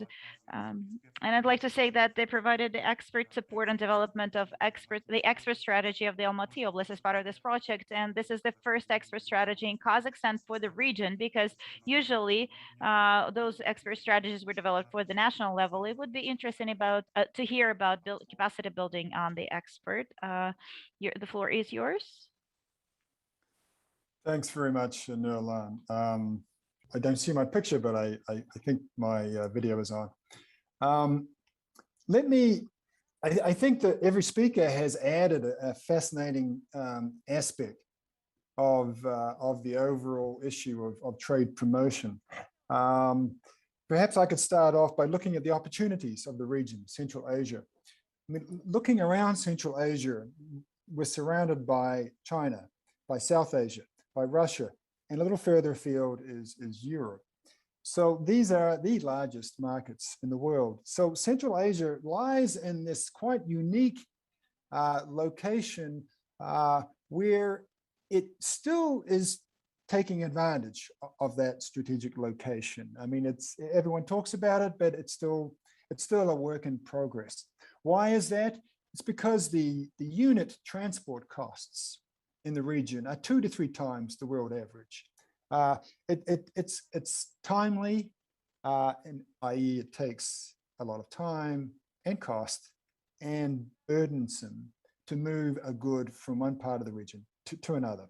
So I think the countries are definitely looking at this now. COVID has been more of a wake-up call where supply chains were interrupted, and now automation and simplification are more or less widely accepted across the region. That leads to perhaps looking at what Mr. William Thompson was talking about in terms of the greater economy. All countries, in order to export, in order to grow, need to improve both their productivity and their macroeconomic governance.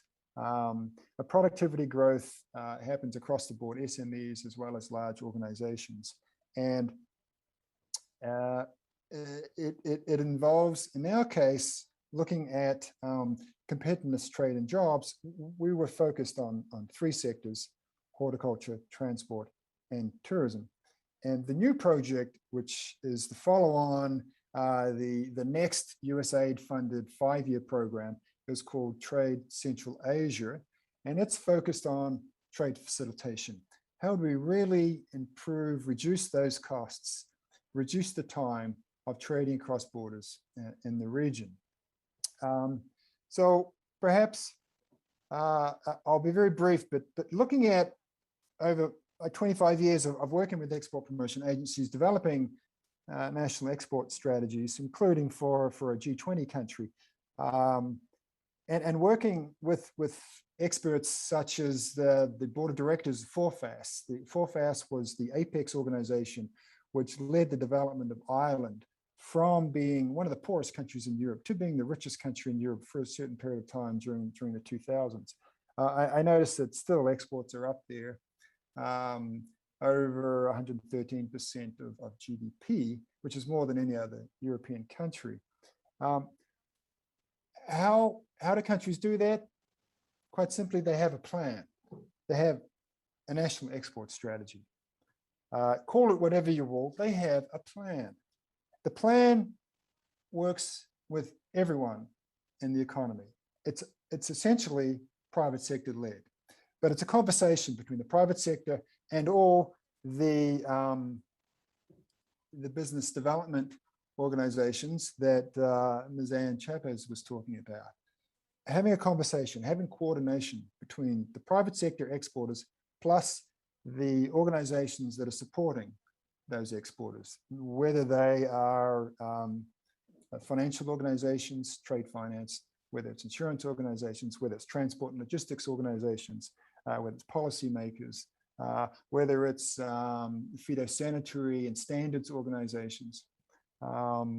They all need to talk together and develop a plan, look at areas where export growth is possible, and then develop key performance indicators to achieve that growth over time.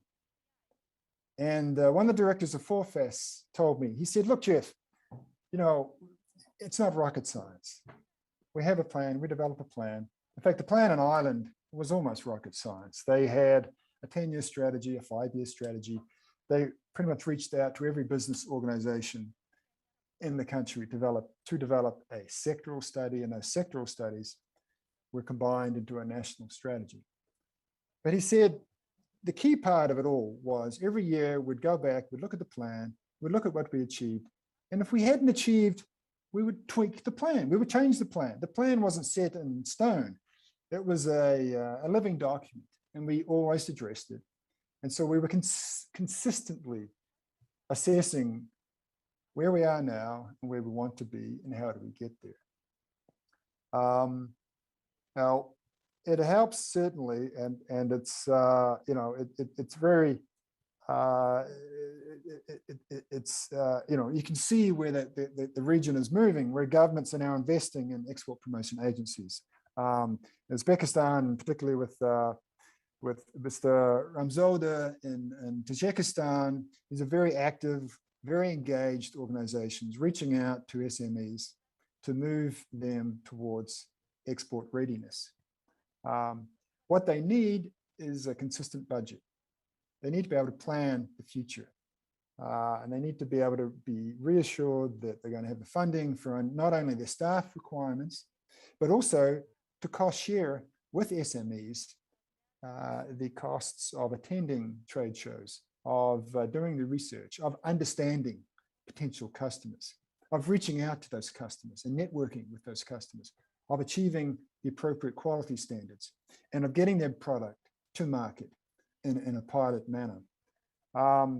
Now, budget doesn't have to be all from the government. It can be also partly cost shared with the private sector. Some countries, particularly the Scandinavian countries, export promotion agencies are all managed by private associations. The chambers manage the associations, the export promotion agencies, and they receive funding from some sort of export fee. Now, I'm not suggesting there's an export fee or whether, but consistent, reliable funding is essential. Also, appropriate key performance indicators. Everyone at the agency needs to know, what are they achieving? What are they striving towards? Not just at the agency, but also at the private sector associations. Where are they trying to move their sector towards? Looking again at the future, what do we see? Well, COVID, as I mentioned before, I think brought into great perspective the fact that supply chains are very fragile. And if we have too many impediments at the border or along transport routes, that slows down the supply chain. And producers in the region will find it extremely difficult to be part of global value chains. Without a considerable reduction in cost and time of transporting goods by road, by rail, I mean, air is already there. But the sort of goods that the region is producing, metal products, horticultural products, they really lend themselves to road and rail.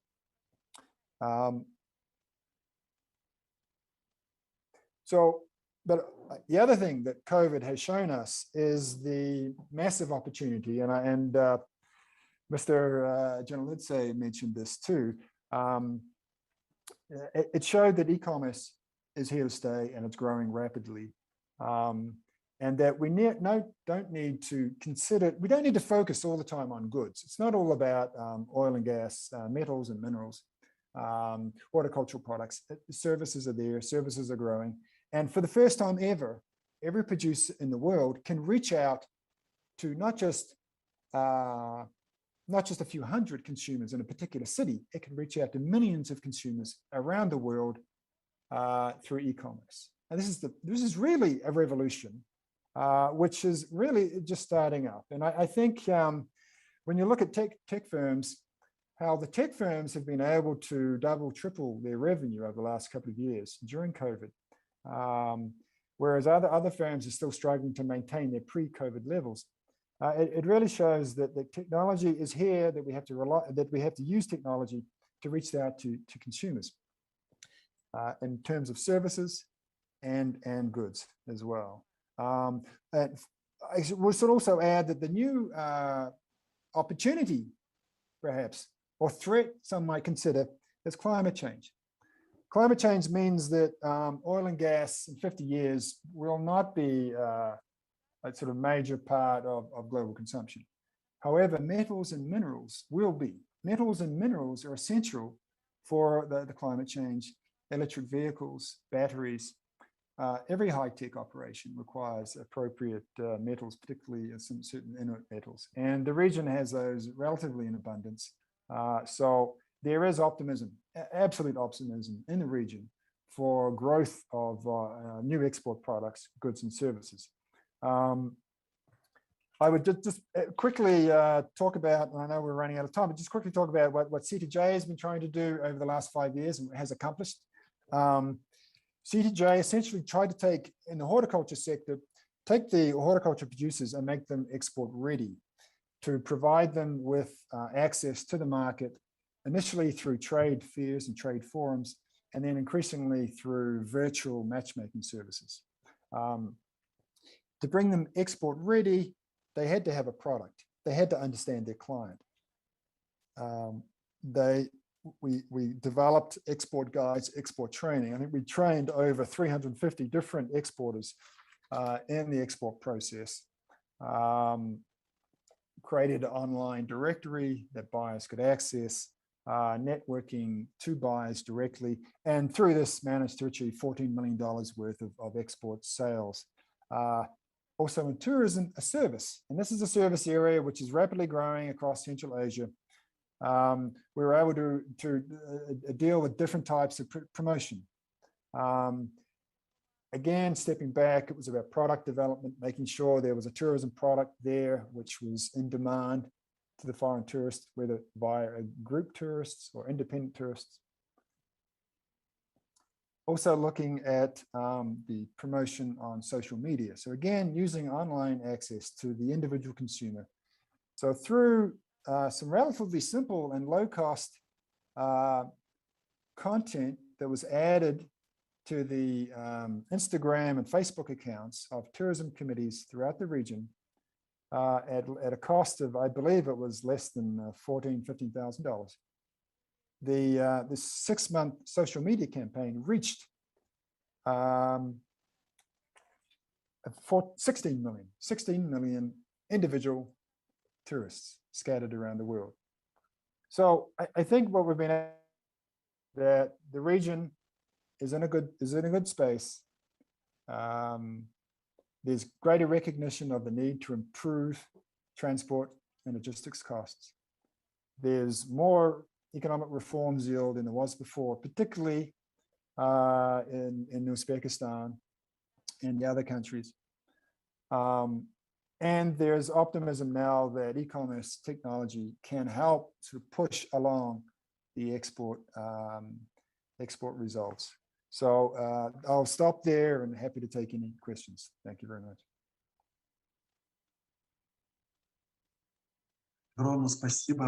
Thank you very much, Mr. Jeff Wright. And the support of USAID and trade is in demand in all countries in Central Asia. In particular, you were right in saying about the services.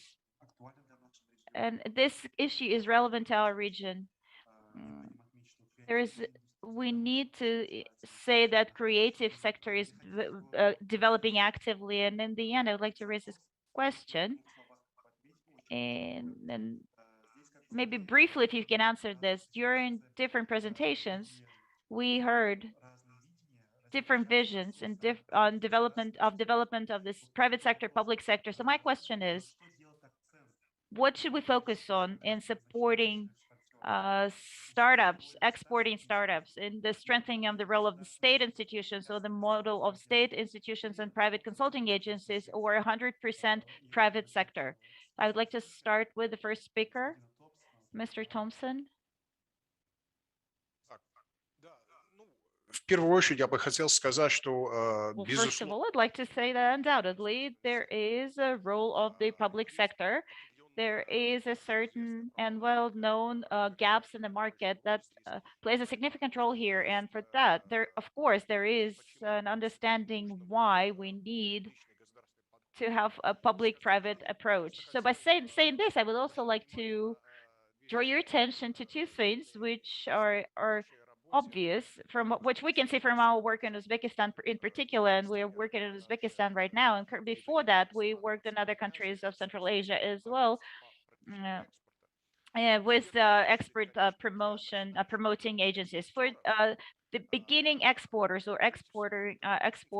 startup exporters, it's the issue of information, the possibility of capabilities and possibilities in open markets, other foreign markets, and then the question of another thing is that what's also very interesting, when we discussed this question a couple of days ago with our German colleagues with the German Trade and Invest and Business Folds, and they drew our attention to the fact that in the recent years, due to the development of digital information and so on and so forth, it's become much easier to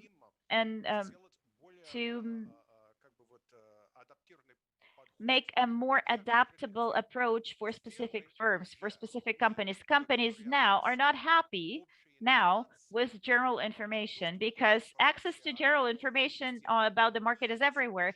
They are more willing to get a more detailed information that would improve, that would coincide with their interests and satisfy their interests even better. That's very interesting. Our colleagues from France and Germany say that this is possible. They are doing more work right now in with the needs of specific companies in mind now.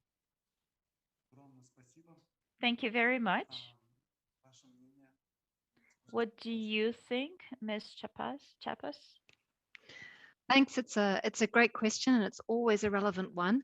I think we've heard some good points already. I would like to emphasize something really important. That's the know-how and the know-who. So the know-how is the way in which a business support organization, bringing in public and private elements through their network, can ensure that businesses are fully armed with the information, with the capacity, the product is the right product. They know what barriers they're going to be facing. They know what price points they need to pitch at. They know, what sort of positioning and what sort of marketing they can do in each market. And they've been able to make a really good decision about markets to go into based on reliable and trusted market information. So that's the know-how. The know-who is also about having those really good networks in place in export markets that can be called on both to provide knowledge, but also to provide that really important market access, market partners. And again, this comes back to this idea about being trusted by the private sector and by the public sector, being able to connect the two, and being able to, as you said, deeply customize information for individual businesses. So much information is available online right now. It's no longer any use at all for an export promotion agency just to print off a doing business in China document from the internet and send it off. That's of no use whatsoever. It's all about taking that basic information and turning it into something that is deeply meaningful, and I would say probably at the HS 4 to 6 level code. So this is not just about how to sell sugar. This has got to be much, much more deeply researched.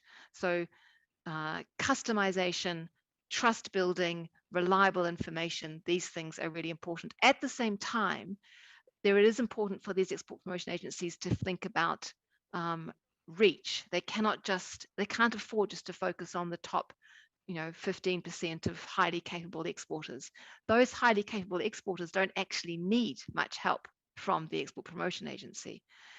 The export promotion agency needs them a lot more than they need the export promotion agency. They need these highly expert companies to give them the results, the success stories, the market opening, the person sitting next to the president at the big meeting.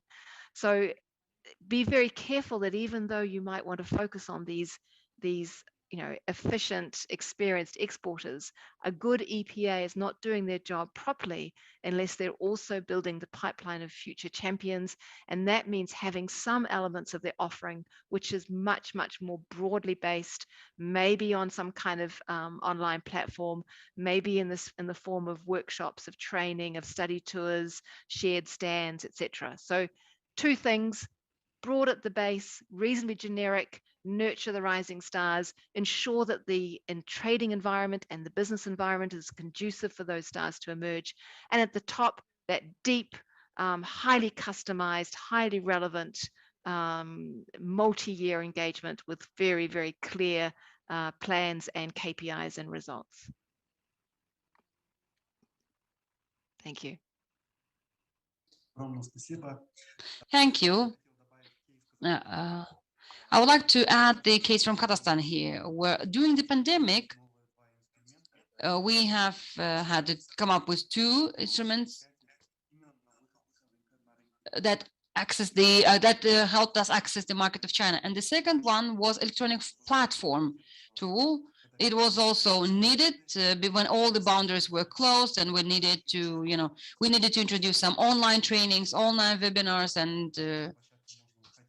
and actually we can reach out similar global platforms. We do have already some first results. 100 SME companies of Kazakhstan were brought to Alibaba platform, and in a year, we can say that more than 60 million US dollars worth of export contracts were concluded. So we do see that per one invested dollar, we get about $18 payback. I mean, payback in form of the export revenues. And when it comes to customization, many instruments, many tools are for the beginner entrepreneurs.